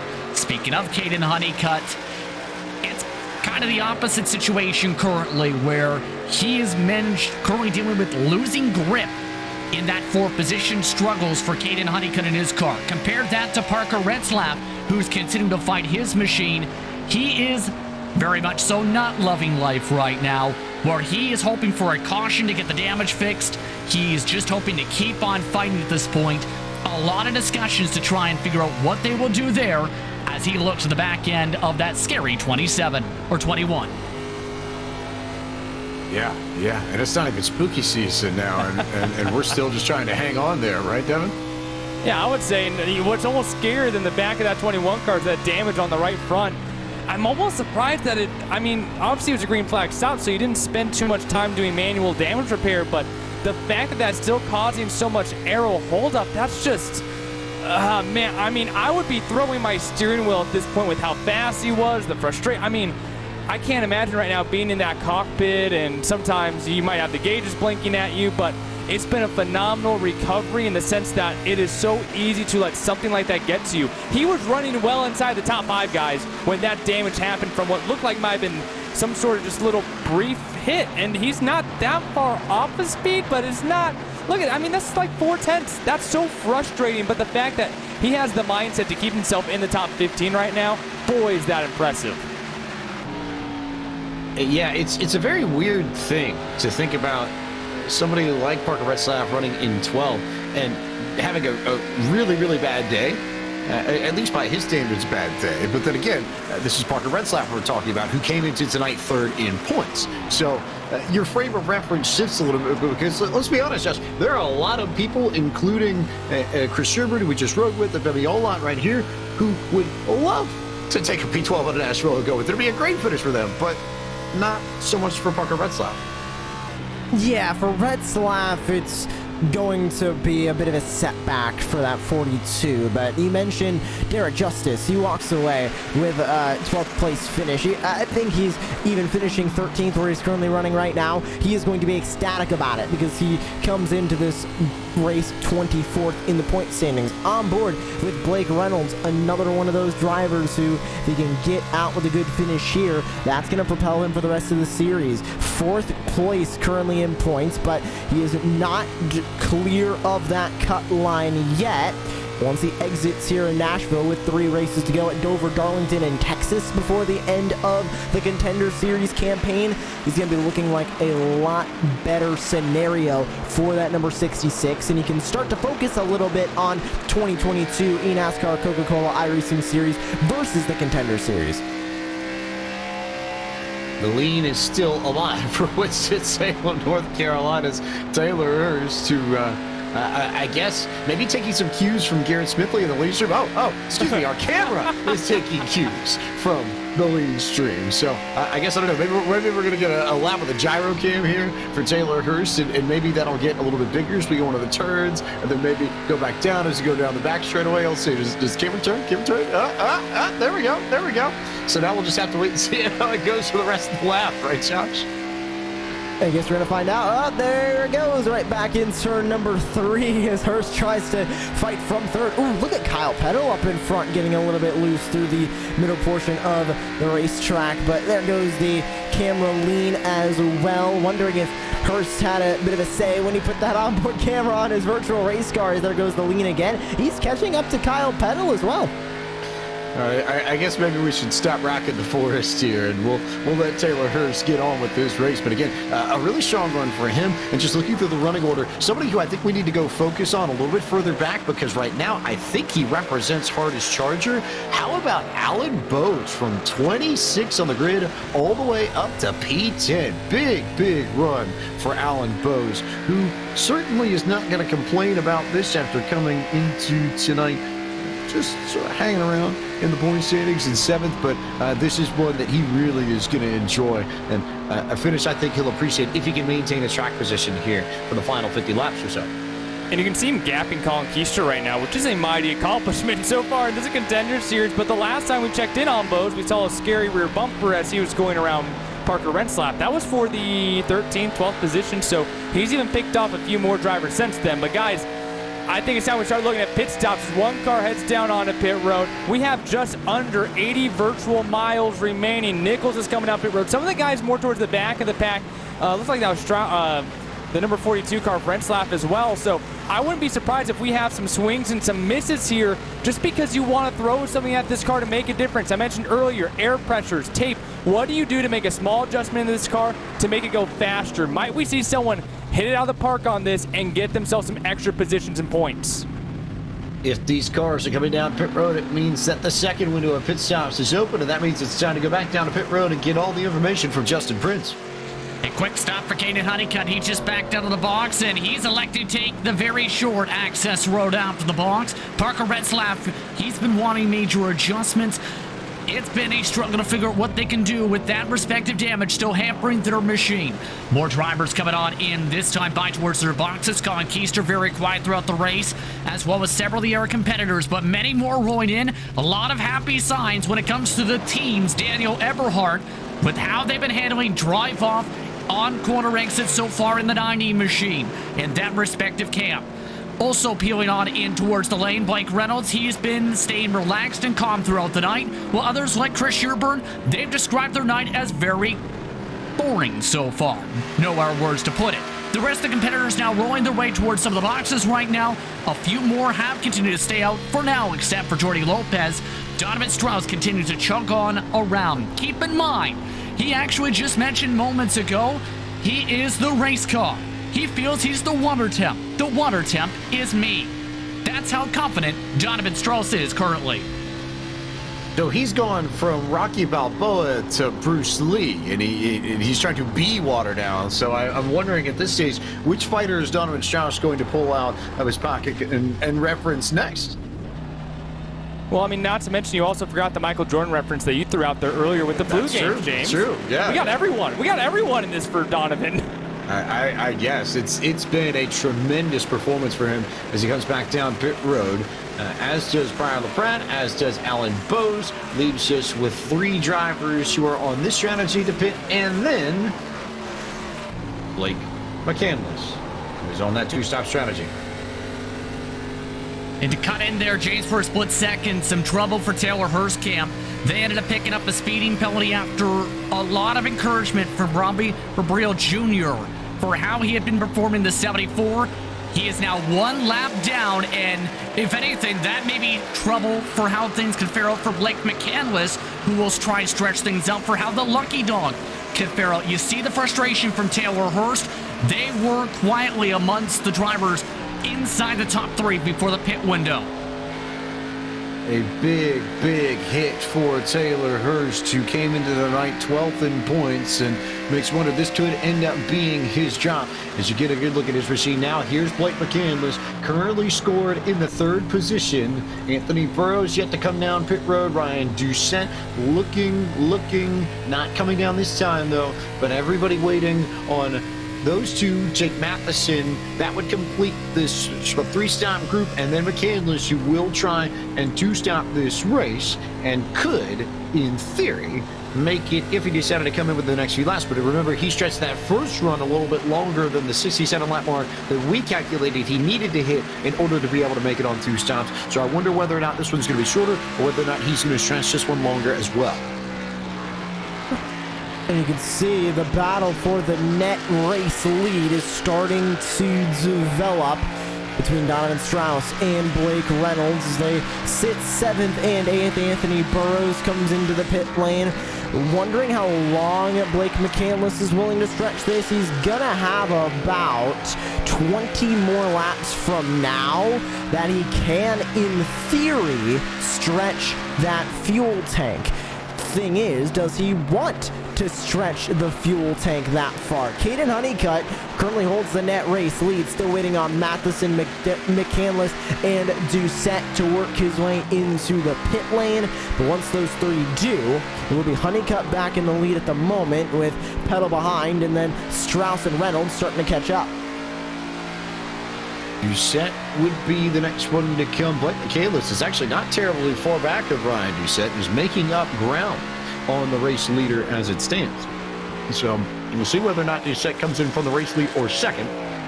But he's going to drive it off the corner and continue to work his way around. Looks like he's now trying to stretch this. He and Matheson might both be looking to hit that 67-lap mark. That would essentially cut out a pit stop from this race as Doucette nearly gets squirrely in the middle of 1 and 2. A bit of an evil handling card towards the end of the screen flag run for him. And if that Nexus Esports number 77 on the right rear is kind of letting all the time go by on that and wearing out that right rear, that'd be trouble. Looks like an issue here for Daniel Eberhard in the number 90 machine. Looks like no gas in the number 90. Oh man, this is absolutely gut-wrenching. There's nothing else you can do but sit here and wait. The number 90, oh man, came into tonight 31st, and this is such a disappointing turnout here with 47 laps to go. I won't say this is outright curtains on his chance to make the Coke Series, but it's going to take a turnaround the likes of which we might not have seen in times past. Justin Prince, yeah, more. And it's a blown motor. It's a blown motor. No warning on the temperatures, they're saying, when it comes to the gauges. Tough break when it comes to Daniel Eberhard, especially since he was the biggest mover before the pit stop cycle. Oh, by the way, when the two drivers you see here were seeing that, Jake Matheson, or rather Ryan Deuce, yes, Jake Matheson, I should say, started over the in-game radio saying, please bring up the caution, pleading please several times. Would have loved to have the track position as there goes Ryan Doucette down onto the apron and nearly sideways. I don't know if he actually made the entrance to pit road. Whether or not he'll get penalized for that, I'm not sure. But he is in the box. Here's a look at the way things were for Doucette coming down pit road. It means Blake McCandless will take over the race lead as Doucette comes in for service. We had a little bit of cone destruction there close to that pit entry. Here's the onboard of Ryan Doucette. Tries to get onto the apron. There's the change and wasn't slowed down enough. Saves it almost. There's the cone and gets it straight on pit lane. Expecting him now to unfortunately have a little bit of a speeding penalty on the entry there, but he does make it into his pit stall and he is serving that penalty now. Briar LaPrade now, the one we're watching. He's currently in 7th as we now keep all eyes on McCandless and company. And whether or not this alternate strategy is going to pay dividends. The gap between McCandless and Honeycutt currently 6 seconds and closing as we start to see the difference in tires play out. There's McCandless, front of your screen, and Honeycutt just there. I can barely see traces of the red blur that represents Honeycutt Chevy Camaro just towards the very back of this. Here's a look off the deck lid of McCandless's machine. To the inside goes Christian Peterson, who will be getting his lap back with this pass. But Honeycutt's the next one in line just there at the beginning of the back straightaway. McCandless will cede a little bit more of his lead. The question is, how long is he going to try and stay out? And or do we get a yellow flag in the middle of this stretch of the race that would completely flip the strategy in his favor? And let's get something straight here. This is not Blake Reynolds' strategy to have the lead. Not whatsoever. We saw this last week with Ashton Crowder. Yeah, McCandless, excuse me. This is not his strategy to go out here and start leading the race. He just wants a caution before he has to go on to pit road. As now you see the number 51 Donovan Strauss getting to the rear bumper of Kyle Peddle. He'll be able to move by. Strauss has 2 laps fresher tires than the 54, but for McCandless, he's just hoping for a caution before he has to pit. If he's in 8th place when that caution happens to come out, it still puts him in the top 10 if everyone else more than likely comes down and gets fresh tires. So don't think that McCandless is out here wanting to stay out in P1. I mean, that's best case scenario, but that's not the goal. The goal is for the caution to come out before he has to go down pit road, so then he at least has some sort of net massive gain position. Now, I'm curious about Donovan Strauss here because he has not been put in this position all night long. He is still a 1.5 seconds behind Caden Honeycutt, and Honeycutt does have 4-lap older tires, but unlike that first pit cycle, Strauss still has a massive gap to make up. As we look off the rear end here of Caden Honeycutt, Strauss has a lot of room to make up. Can he do this well enough to conserve that right front tire so once he does make the pass on Honeycutt, he can once again set sail into the ocean blue like he was earlier tonight? It's a 4-lap difference on the tires between Honeycutt and Strauss. Honeycutt pulled the undercut and came down a little bit earlier than Strauss did, so that's where that call about 1.3 second gap between those two comes from. Here's a look at Colin Keister, who's a little bit further down the running order in 11th and trying to run down Chris Shearburn for a spot in the top 10. Looks like, though, he's enjoying his time. There's a decent smile on his face, and for someone who's not necessarily particularly expressive, Josh Lee, to me, if Colin Keister's smiling, that says something about how he's liking his car and his race. In P11 currently on the racetrack, about net P10 once Blake McCandless comes in.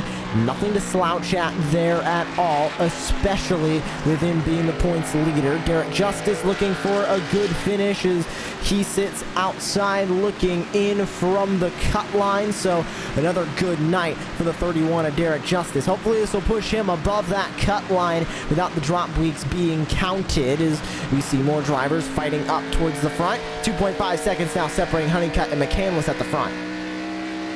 Meanwhile, Justin Prince, a little bit of information coming our way here about Jake Matheson's last pit stop. Well, when you're down in the points, it usually means you try something different, right? Apparently their strategy was, on top of going long, why not take 2 tires? Yes, you heard right, they took 2 tires on that stop. They are currently struggling middle and off in the corners, got quarter panel damage, and now nearly are spinning out. Matheson's having a ball amongst this, by the way. They have been laughing as this has been going on. They actually gained a spot too from that call over Matheson, or rather Doucette, as a result of what happened to the 77 on his stop. So in our words, Matheson hoping for a lot to happen right now. Maybe I'm nuts, Josh Lee, but that also seems like a case where maybe you get so beaten up and you're struggling for pace and you think yourself outside and inside and upside down and over in every which way possible, just trying to find speed. And eventually you just hit a point where you become a little bit delirious and you try anything and you can just laugh at it, even though long term I can't imagine the prospects for Matheson's final green flag run, if we go green the rest of the way, shouldn't be that great. Seems like Matheson's team just trying to throw the entire kitchen sink at the wall and hoping it sticks, and it doesn't look like it's stuck there at all. He's 1 lap down, 34th there, and Parker Retzlaff, you can see him right in front of the 18th place driver of Dylan Alt right now, dropping down the order right now. He started P2, down 15 spots to P16, about to be in P17 if Alt can make this pass happen. Wondering what happened for the driver who came in 7th in the point standings and Phoenix winner from round number 1, Parker Retzlaff in the 42. Here comes the move to the inside for Dylan Alt. Alt looking to the inside of Parker Retzlaff, who's now back to 17th, and this maybe becomes a run in which you can understand the frustration a little bit more, because this is going to be a middling finish for Parker Retzlaff, and he will have one in better from tonight, but just not coming. That car has gotten tight ever since he clipped the wall in turn 3 and picked up the damage, and it just has not been the same for him on a track that is more aero sensitive than you would think. Meanwhile, Donovan Strauss has been able to get around Caden Honeycutt and is now beginning to chase down Blake McCandless, and I guess the question is whether or not McCandless is going to put up a fight or let the leaders go. As it stands, he is the race leader for the moment. Here comes Donovan Strauss to the outside to take over the race lead.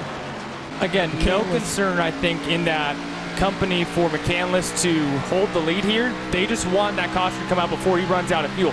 I feel like last time he was concerned about running it dry. I think McCandless this time will run it dry if he has to. He needs that caution for the strategy to play out. At least that's the best case scenario for him. Now, he will be able to start running these drivers down once he does come down pit road. But there's the yellow flag right on cue. Somebody tell me, I wonder if we get an onboard of Blake McCandless and see what his reaction was to that, because that is exactly the break. Yep, there it is. Fist pump. Yep, you can see it right there. That tells you the story. Everything you needed to know about how he feels about this, you just saw right there. Blake McCandless gets the caution he needed in the worst way, and all of a sudden, strategy changes entirely. The incident was going through turns 1 and 2. Femi Olot gets into Derek Justice, and not a ton of damage to either car, but it was enough to bring out the yellow flag as Derek Justice went about 45 degrees over in the wrong direction. Here is that replay. Down into 1. Olot goes for the move. Justice tries to cover it off. There's the contact. There's Justice saving it, but getting a little bit too sideways, and iRacing pulls the yellow flag. Exactly what Blake McCandless needed and wanted. Everybody's in the pit lane. Everybody's in the pit lane. Justin Prince, what can you tell us? Well, Blake McCandless is celebrating like he just won several thousand championships at the same time. He said, "I love you, brother." He is pumped up because that strategy may have just saved his Contender Series points. He's off and away after the pit stop. Minimal adjustments for the rest of the drivers for this shorter run with under 30 laps to go. Off and away goes Cody Bias on his end of the pit lane, as well as Blake Reynolds. Keeping on the race off the lane. Caden Honeycutt with a good launch. Donovan Strauss spins the tires. Caden Honeycutt lifts off as Strauss wins the race off the pit lane. Pedal third. McCandless in fourth. How big is that? Rare are the cases, it seems like, in which strategies like Blake McCandless's actually end up working out. And this is one of those spots where we have to give a call to the man out of Raleigh, North Carolina, who just made it big and came away a big, big winner with pit strategy. That is exactly what Blake McCandless wanted, needed, and possibly the biggest break that he was going to get on his journey into the eNASCAR Coca-Cola iRacing Series this season. You talk about Blake McCandless, who is trying to get up to that point, has not had the season that he wanted at all, came in 28th in the point standings, and now is going to be looking and staring right down at a top 5 finish. Let's talk to Blake McCandless after this strategy. We saw your reaction on screen as soon as that yellow flag came out. How big is this for you, and the way this completely just changed your race and flipped it entirely on its head? Well, I think you said it perfectly, James. You know, we just, I never found the speed here. We had a really fast out-coach Chevrolet, and we just needed more driver. Just couldn't figure this place out, never had qualifying figured out. And knew that we were going to have to do something. I could, you know, ride back in 35th and, you know, maybe try to get up to 30th, but, you know, I have a 1-point drop right now. I have nothing to lose. So we decided to take the gamble, and unlike what we've had a lot of this year, it's finally a stroke of luck in our direction. So still have to execute, still a long way to go. But we're up front, and that's a good spot to be right now. A lot better than where we were going to be. So just glad to have some luck fall our way. The other half of this, now that you found a little bit of track position, have you found the speed to go with it? Have you learned things over the first 140 laps that you might be able to apply in these final 30? I mean, obviously, we test and we do everything we needed to. You know, I think I can maintain up here for sure. I was running a little different to try and save that extra fuel. The fuel window here is about 65 laps, so I was lifting, you know, an ally sign early than pretty much the whole field to try to get those 5 extra laps and then, you know, take the gamble. So, I mean, I know how to run short run here, but I definitely think it's tough to pass here, very narrow racetrack. So, hoping that we don't have what happened to us at Phoenix and get wrecked. We just want this to go, after we got this yellow, we want it to go green the rest of the way. So, just happy to have a fighting chance now.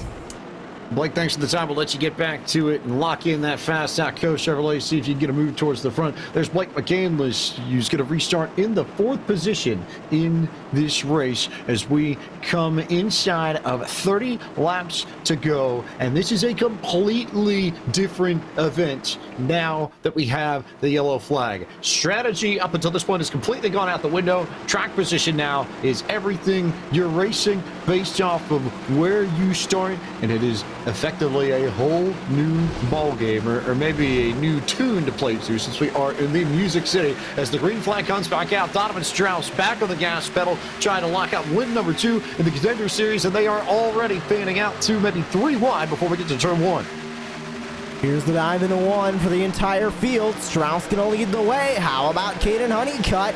Power around the outside. He's going to look for P2. He's going to take P2 as Kyle Peddle now going to have pressure from Brian LaPrade. Blake McCandless trying to go to the inside of LaPrade. Couldn't do it. Reynolds loose in the middle of the pack as LaPrade tries to get around Peddle for 3rd. Reynolds had to check up to make sure he didn't run over McCandless, and that stacked up everybody behind him. So now Jordy Lopez Jr. going to try and take advantage. Here comes Derek Bordeaux, Femi Olak, Colin Keister. I see Chris Scherber and Alan Bose, Dylan Ault, everybody racing for spots in the back half of the top 10, as everybody at the front half of the top 10 is starting to go single file. And everyone just wants to migrate down to that bottom side. A few guys stuck on this higher end and can't quite find a hole, including that guy Colin Keister. Femi Olak will now go to the inside of him. Meanwhile, here comes Blake McCandless. McCandless to the inside of Briar LaPrade, and it just takes one guy to get to your inside, and all of a sudden you start to slide on back. So you want to slide back down to that inside as soon as you can, and now we've kind of seen everyone start to settle back in with 25 to go. McCandless there now down to the bottom and clear, and he goes to 4th. Kyle Peddle back to 5th, and Reynolds in 6th. And now we're starting to see everybody string out like we did once again. Could look like it did earlier in the race, where everybody got to the bottom and then stayed there, because now your first side-by-side battle is with Alan Bose and Chris Scherber, and that's for 11th and 12th on the racetrack, as you see it all happen on the screen. You can see all the side-by-side that is going on. Everybody looking for last-minute positions. Only 24 laps to go. Time is very much run out for these drivers. It is now or never for these drivers to get the spots. How about Brian Mercurio, P17? You can see him starting to be a little bit stressed out as he races through the middle of the pack, because he wants as many points as he possibly can get from this race. He still has a long way to go before he gets any substantial points. Brian Mercurio comes in 9 points below the cut line, P22. He needs a good day here. Not exactly looking at it right now. If he can get up inside that top 15, maybe that momentum will carry him into a top 10 finish. Mercurio right on the edge, 22nd in points coming into this evening. Those are numbers we're going to keep track of even more as we carry on through the final 3 races and change of this Contender Series. Here's Brian LaPrade currently running in the 3rd spot, about a 1/10 of a second off the rear bumper of Caden Honeycutt. You can see he's just ahead of him, and he's just sort of tracking, following the tires of Donovan Strauss and Caden Honeycutt, and trying to lock down a good P3 at his home racetrack. I don't know, we were talking about Parker Renslaff earlier having issues with that right front tire and the damage where he started to fall back like a rock. He's able to recover and be in that 14th position. That car looks like it has speed back in it. So again, another phenomenal recovery for that driver in the 42 team to keep himself in this race and inside the top 15 in what could have been a detrimental day for him in this series. But much like we saw most of this race, Donovan Strauss continuing to gap the field, and as that margin becomes larger and larger, Donovan Strauss, even with that high temperature, body temperature that is, he's going to start feeling a little better and better and better. Here comes Bladewood to the inside here against the 21. Big run from Bladewood down to the bottom, and he could use this. 28th in points entering this evening. Alan Bose has a little bit of breathing room, 7th coming into tonight's race. So this is definitely more to Witt's advantage, I would say, than Alan Bose's disadvantage. But Dylan Alt's also right there behind this group just to make things interesting. And as Wood is going to complete the pass out of turn 2, here comes Alt to the inside of Alan Bose, 4th position down the backstretch. Still on board with Blade Witt as we Now look at him trying to work his, or Dylan Alt now on board with, as he works his way around Alan Bowes in front of him in the number 21. There's a good look at Dylan Alt. As you can see, Blade Witt in front, goes all the way down to the grass, and here comes the move from Alt on Bowes. This is the battle for P12 on the racetrack. Trying to pull him on the inside is Dylan Alt. He's going to do exactly that for the moment, but they're going to stay door to door, stay side by side through turn 3. And now here comes Parker Retzlaff trying to get himself into the party. Devin was just talking about it. Now that 42 starting to come back alive after getting a bit of that damage repaired. Here he comes trying to knock the door down on Bowes and Alt. We talked a lot about how this caution benefited Blake McCandless, but we did not talk a lot about how this caution also benefited Parker Retzlaff, who had the ability to get that right front fixed up. And now it's not quite perfect, but it's better than what it was, and that could mean the difference between a few spots in this race, which may pay dividends when it comes to the very end of the season. Exactly. We were looking at earlier when he had that damage. He was about 0.4 of a second off the leader. Right now, he's only about a tenth, and that's in part because he's in traffic, and also in part because, holy cow, Donovan Strauss is a little too fast right now. But as Retzlaff lets that 41 or Brian Mercurio go by, still, if he gets a 15th place position, oh my goodness, how terrible this day could have been, and this team finds a way to get him a top 15 finish, that would be incredible. Meanwhile, on board, looking at Blake Reynolds here, as he sits inside of that 6th position. Kyle Peddle did not have a phenomenal restart, and now Peddle just trying to hold off this man Blake Reynolds, who's had a phenomenal strategy call and phenomenal race all night long. Reynolds has just shown a lot of speed, a lot of experience with these cars. He's a man who loves high horsepower and low downforce. And the package that we're running here, these cars, the Class B stock cars, the NASCAR Xfinity Series, perfectly suiting him. Kyle Peddle out of the inside of Blake McCandless. This would be for the 5th spot, or rather the 4th spot, if Peddle can make the pass stick. And then Reynolds potentially there, also taking the position. It would bump McCandless back to 6th as they continue to go wheel to wheel through into turn 1. On board now with McCandless, who off of that very lucky caution was gifted a ton of track position, but with 15 to go, starting to have a little bit of Martinsville syndrome here, as now he's stuck on the outside line, where early on in these runs, that outside line does not look to be the place that these drivers want to be running in, as now Kyle Peddle is going to clear McCandless for 4th, and McCandless is going to be stuck now trying to clamor for a top 5 finish as Reynolds goes back to the bottom. Reynolds to the inside to clear Blake McCandless. Now, will McCandless get in line in front of Jordy Lopez, or is he going to have to worry about getting freight trained even more? Lopez now down to the bottom to try and block Colin Keister, and that creates the opening that McCandless needed to get back down to the inside. He'll take that. So to 6th goes Blake McCandless, 7th to Jordy Lopez Jr., Colin Keister down to 8th, and it's going to be on Lopez to try and find the hole underneath McCandless's car to wrest away the position. Meanwhile, Donovan Shaw still clear by about half a second ahead of Honeycutt, LaPrade, and then Peddle, and then this group that you see racing for about 4th on back right in front of him. Yeah, Keister just went out and dropped the elevator shaft to take that 3 wide and ends up picking up at least a little bit of that momentum. And like you said, James, that was fantastic for McCandless, who was able to settle back in and get back to that bottom row. It's just no one can utilize that outside lane right now. It is all inside all the time. On board with Mercurio is now set on his sights is the 21 of Alan Bowes. If he can just get to that left rear quarter panel in time, and now the 21 is stuck on the outside, and now he also has a car in a bad spot in front of him. That's the blue number 7 of Blade Witt. So I think that through all these laps, one thing that I learned is that this outside lane just is not usable enough to be able to fight back even when you have guys at this caliber of a level in the Contender Series. Blade Witt needing a good finish and potentially getting what he's been able to keep Dylan Alt at bay, who continues to try and work over Alan Bowes. That's a battle that's raged for about the past 5 laps straight. And Brian Mercurio just sitting behind this group and beginning to climb through the standings ever so slightly.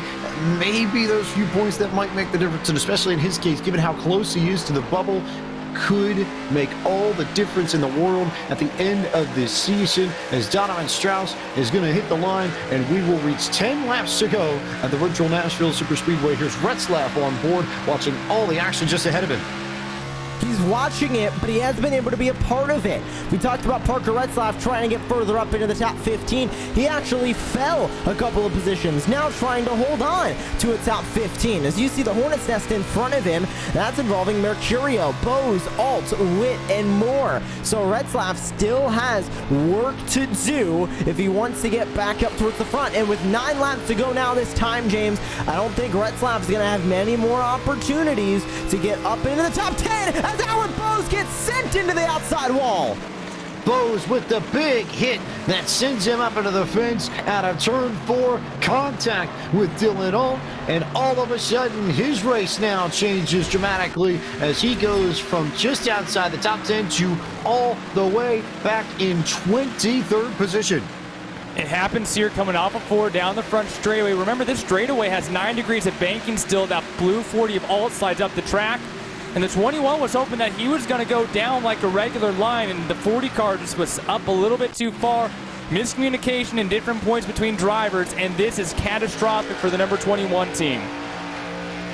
Big difference here. Trouble for him. Also of note, I think maybe if I'm seeing something, I wonder if Santiago Gutierrez might have blown the motor. I think he did indeed blow the motor. I see smoke coming out of the back of his number 17 machine. So trouble for Santiago Gutierrez late in this race, who was 20th, the last man in entering this evening. This will likely end up being his drop. We'll keep a note of that, especially as we get later on into the season. But for now, it's Donovan Strauss still in control, ahead of Honeycutt, ahead of LaFrade, ahead of Petal, and ahead of Reynolds, working their way towards 6 laps to go at Nashville.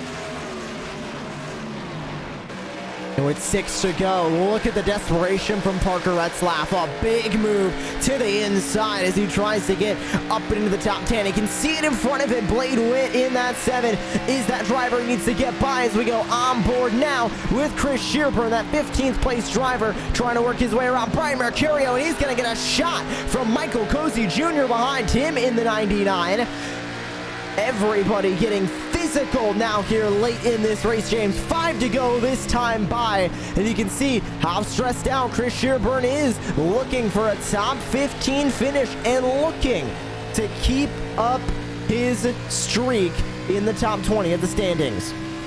He's been a long-time Coke Series veteran, but you can see it on his face. He's fighting for it now, Devin Henry. I think he knows just how stiff this competition is going to be over the course of the next few weeks. Here's McCandless trying to hold off Jordy Lopez. You got a good run down the back straight, and immediately there goes McCandless with the block all the way to the inside of the racetrack, as Lopez will in turn go up high and try and maybe diamond the racetrack to get underneath McCandless out at turn 4. Can he get down there to the bottom, or is McCandless going to back him up just enough? Perfect work there from McCandless to keep Lopez to his outside and make sure that he doesn't give up the preferred racing group.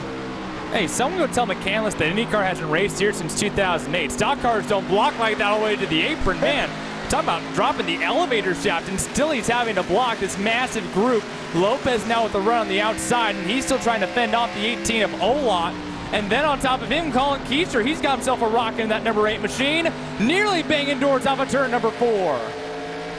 Lopez got the outside and is clear. Keister working the outside and is trying to make something happen. Witt now down to the inside of Femi Olot for position. 3 laps to go here at Nashville as Donovan Strauss is checked out to the tune of 1.2 seconds. He's clear of everybody up front. This is where the battle is.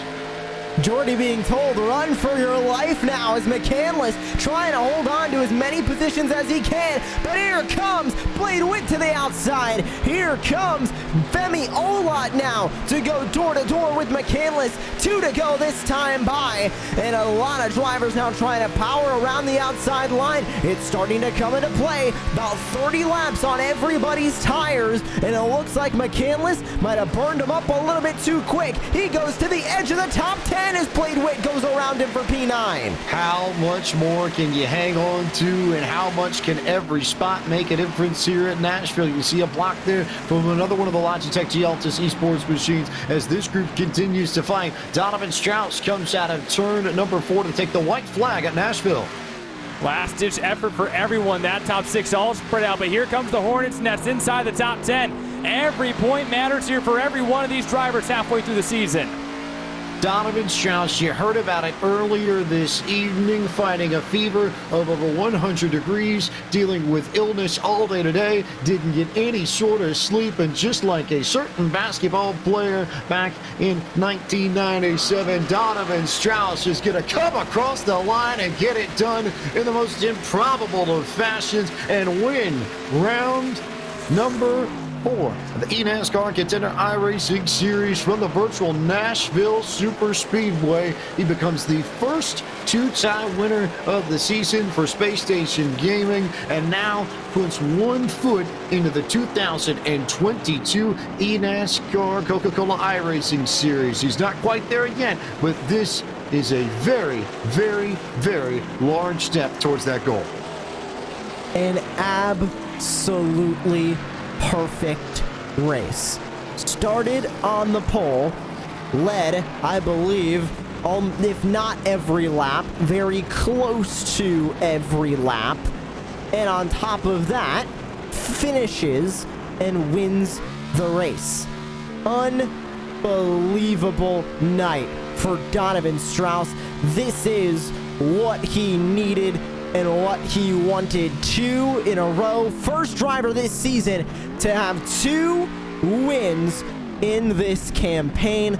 An absolutely fantastic run for Donovan Strauss. He very much now looks like the eNASCAR qualifying iRacing Series champion we thought he might be in this Contender Series. And I think now, Devin Henry, you really can start making the argument that he might just be the fastest man week in, week out. And the one driver that, regardless of where he's running in the race, you have to worry about what Donovan Strauss may or may not be able to do, because these last few weeks he has been lightning quick. It's been liftoff from the rest of this field for the Space Station Gaming drive. And it is the big mo, ladies and gents. You want to have that momentum as we are in the second half of the season now. A performance like this, absolutely immaculate and incredible. This might propel him to do some big things before the next Coke season, if that's the trajectory that he might just be on right now.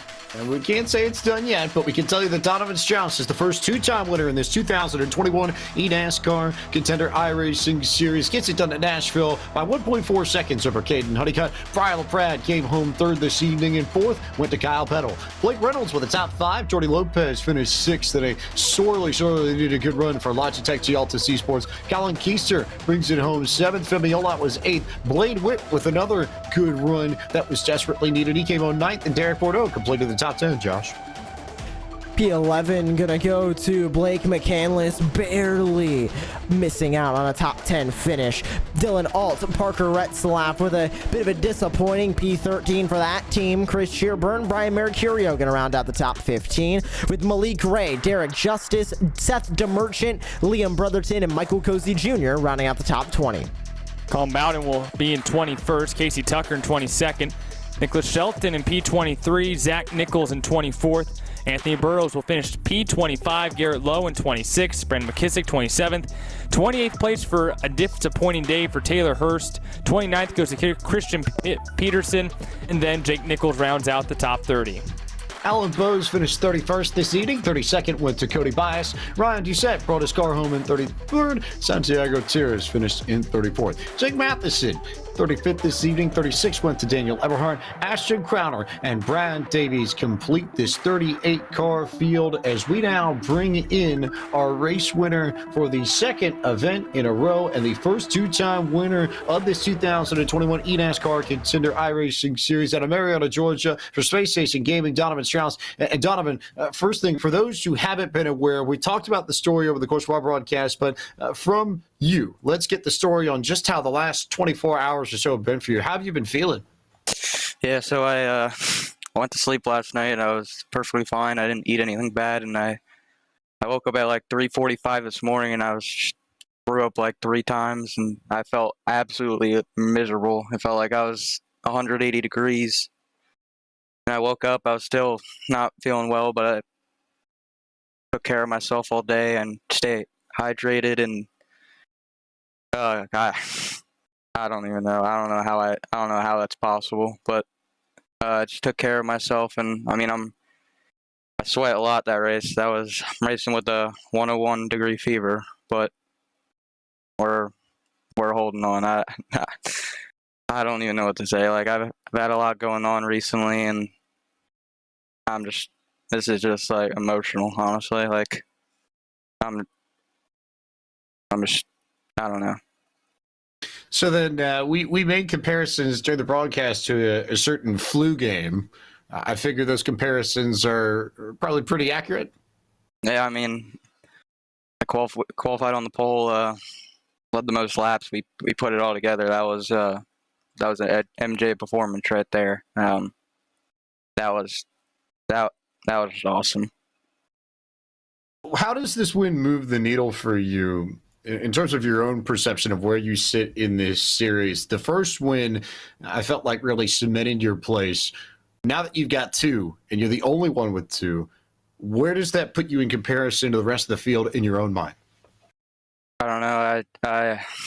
I didn't expect this to be the case when I got back in. Like I thought I'd run good and hopefully have a shot at making it, but I didn't expect this at all. And I like when I got on the sim in 2019, I could not have imagined being here and in this position to make it to the top. And I've learned a lot, and I've hopefully matured a lot to a lot of people in the last year and shown I can do this and put in the time. And it's just insane because I got a lot going on, and I can't thank Boyd and Chris and Dave and Vicente and everybody for having my back while I've been doing my thing and taking my time, and it's just awesome.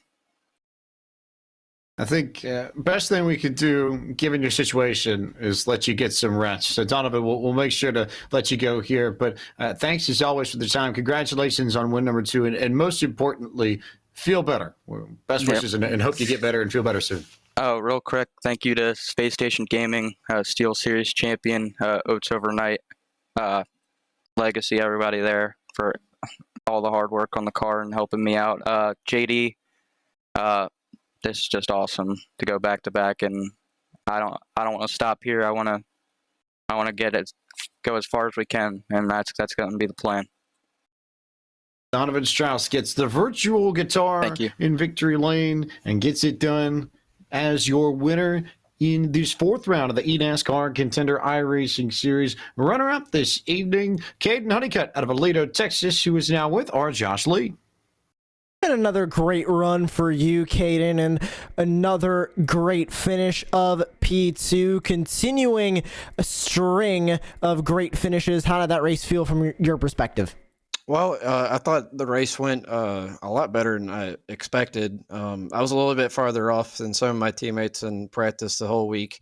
I was gone for a couple of days, and I kind of lost a little bit of speed.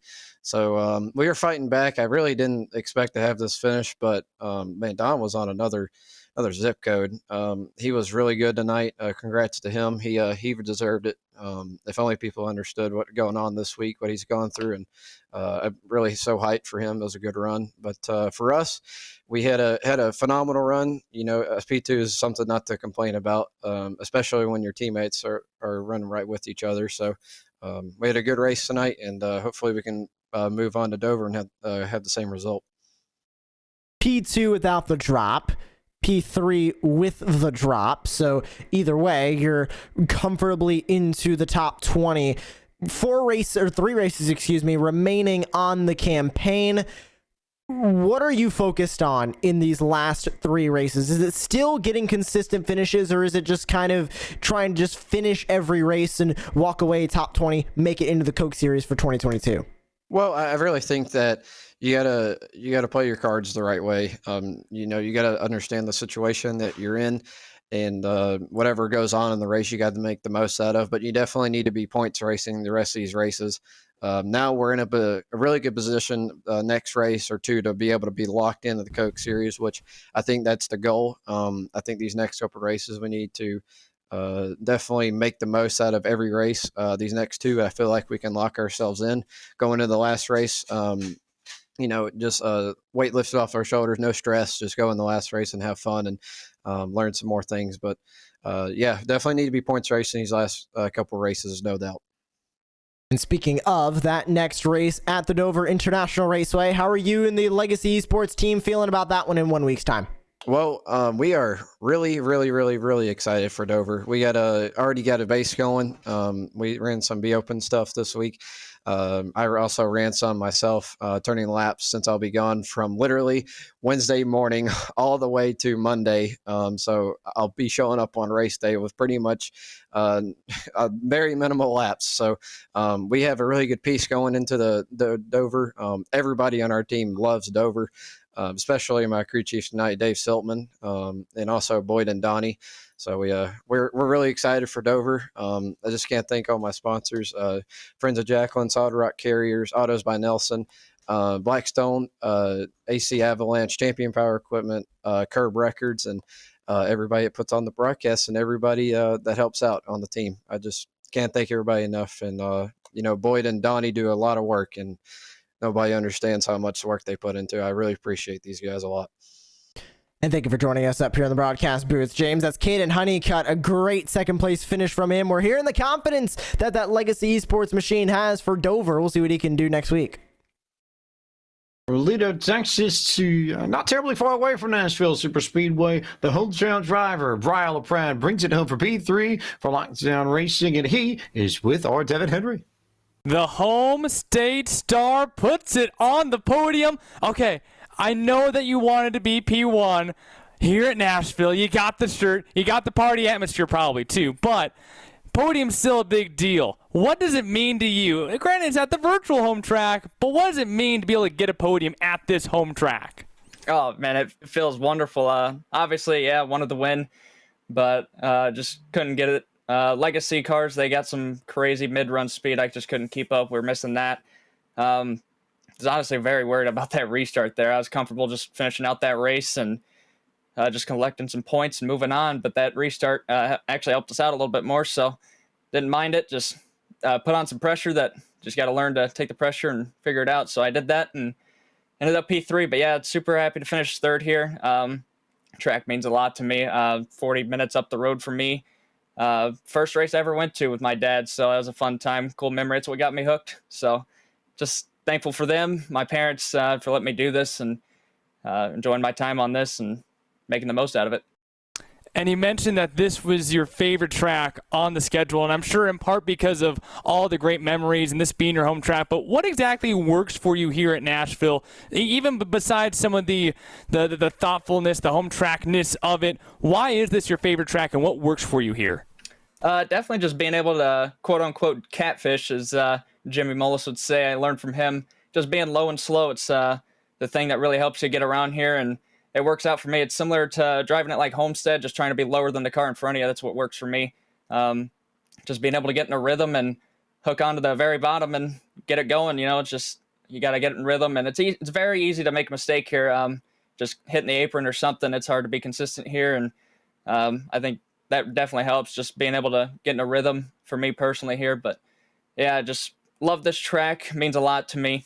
Just super happy to finish third. And you extend your lead above the cut line now, headed into the final three races of the year. What is the mindset like with that Lockdown Racing number 35 team going into these final races to get into the Coke Series? Yeah, just making sure our Ledford Billiard Supply Ford Mustang gets some points and just keeps going. We've been doing great all year long. Just need to keep doing what I'm doing. I got it figured out, I think, and just make sure nothing crazy happens at the end of these three races, and should hopefully see ourselves in a Coke Series as long as nothing bad happens. But yeah, just real quick, want to thank my sponsors, though. Ledford Billiard Supply, check them out at ledfordbilliardsupply.com. Flat Out Racing Network, Sim Seats. Thank you so much to Sim Seats. I'm in wonderful Sim Seats rig right now. They hooked me up with a triple monitor stand, so shout out to Zach over there at Sim Seats. McConey Setup Shop, JDR Graphics, and yeah, just everyone at Lockdown Racing, Anthony Alfredo as well. But yeah, shout out to my crew, Zach Novak, Logan Sheets, Jordan Churchill. They keep me going every week and keep my head straight and keep me going and putting on a good show for the fans to watch and keeping the results up. Brian LaPrade wear that T-shirt proudly, taking home a third-place finish here at his home state track. What a night for your top three, and a lot of storylines you could take out of this for sure. You think of the pitch strategy playing off for Blake McCandless, and I would argue effectively saving his Contender Series campaign up to this point. You think of Breyer, who puts together the big run here on home turf, but if that first win made Donovan Strauss turn the heads of everybody, this has got to be something next level. This is beyond stratospheric and off closer to the moon for the Space Station Gaming driver, Josh. And he's talked about how much that he's been maturing over his time on the iRacing servers and going through Road to Pro this year. So great to see all that hard work that Donovan has put into this campaign really work. And it's working insanely well for Strauss now. And if he does not make it into the Coca-Cola Series next year, I think it's going to be one of the largest disappointments in all of Contender history. His work is not done. He has 2 wins. Even with the drop, he is in first in the point standings, but his work is not done. He still needs to put together 3 good races, because if he ends up needing to use one of the next 3 races as a drop, he's going to have 3 points go up as a non-drop, which is going to hurt him in the point standings. It is not over. Just looking at the math here, if you were to try and look at realistically locking a place into the Coke Series for next year after Dover next week, you need to be somewhere in the ballpark, I believe, of 80 points clear of the 20th place driver. Right now, Donovan Strauss is 53 points clear. So we probably aren't going to see anybody clinch next week, but for your top few drivers, your Strausses, your Keisters, your Honeycutts, that group, Devin, we could see them potentially lock up a spot in the Coke Series by the time Darlington is over in 2 weeks' time. But it's simple, James. You look, tell me who is clinched. Right now, who's clinched? Nobody. Nobody's safe, and nobody should feel comfortable. The season is too short for any form of comfortness when you attack the Contender Series. And it's not like, Dover is chaotic, Darlington is chaotic. Anything can happen, anything will happen, and these drivers have a lot at stake trying to make that Coke Series. And we will be back 1 week from tonight, 9 p.m. Eastern Time, Tuesday, December 7th, 2021, from Dover International Speedway. We are going to get after it on the high banks of the Monster Mile, another concrete track, but a very different animal from this. Should be a lot of fun to see how that plays out. We also should not forget what Donovan Strauss has done here tonight. One of the most impressive runs I've seen in a long, long time on iRacing, to come through with the fever, with the bug, and still pull out the second win to be the first multiple-time winner of the 2021 eNASCAR Contender iRacing Series. A reminder that if you head to iRacing.com/Black Friday, you get 25% off of account renewal and 50% off of new memberships when you go visit that today. And head there quickly, because that deal ends soon. But time for us to say good evening from the virtual Music City for the team at iRacing that makes it happen. Tyler Hudson, Drew Adamson, Sean Ambrose, Cisco Scaramuva, and Corey Vince. For our team at Podium Esports, John Theodore, Gary Sexton, Track Camera Builder, Dougie Beard, all the folks at Video Ninja that helped bring you the cams you see tonight, and for the folks on the broadcast tonight, Ryan Bauer, our producer, and our team down on pit road, into the booth, Justin Prince, Devin Henry, and Josh Lee. I am James Pike, the voice of Podium Esports. Thank you so much for watching our coverage of the eNASCAR Contender iRacing Series. We'll see you in Dover next Tuesday night.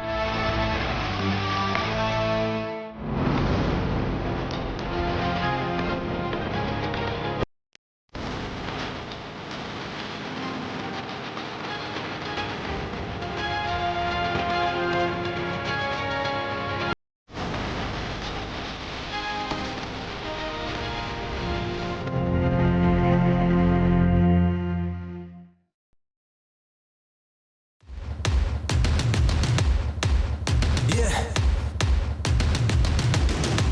I'm ready to play now. Put me in the game now. I came here to prove it. I'm ready to do it. I can't be afraid now. Put me on the stage now. I'm ready to rage now. I feel like an animal stuck in a cage and I'm ready to break out. My time, my time. None of you people can tell me to stop. This time, like the last time, you better get ready to race to the top. I'm ready to do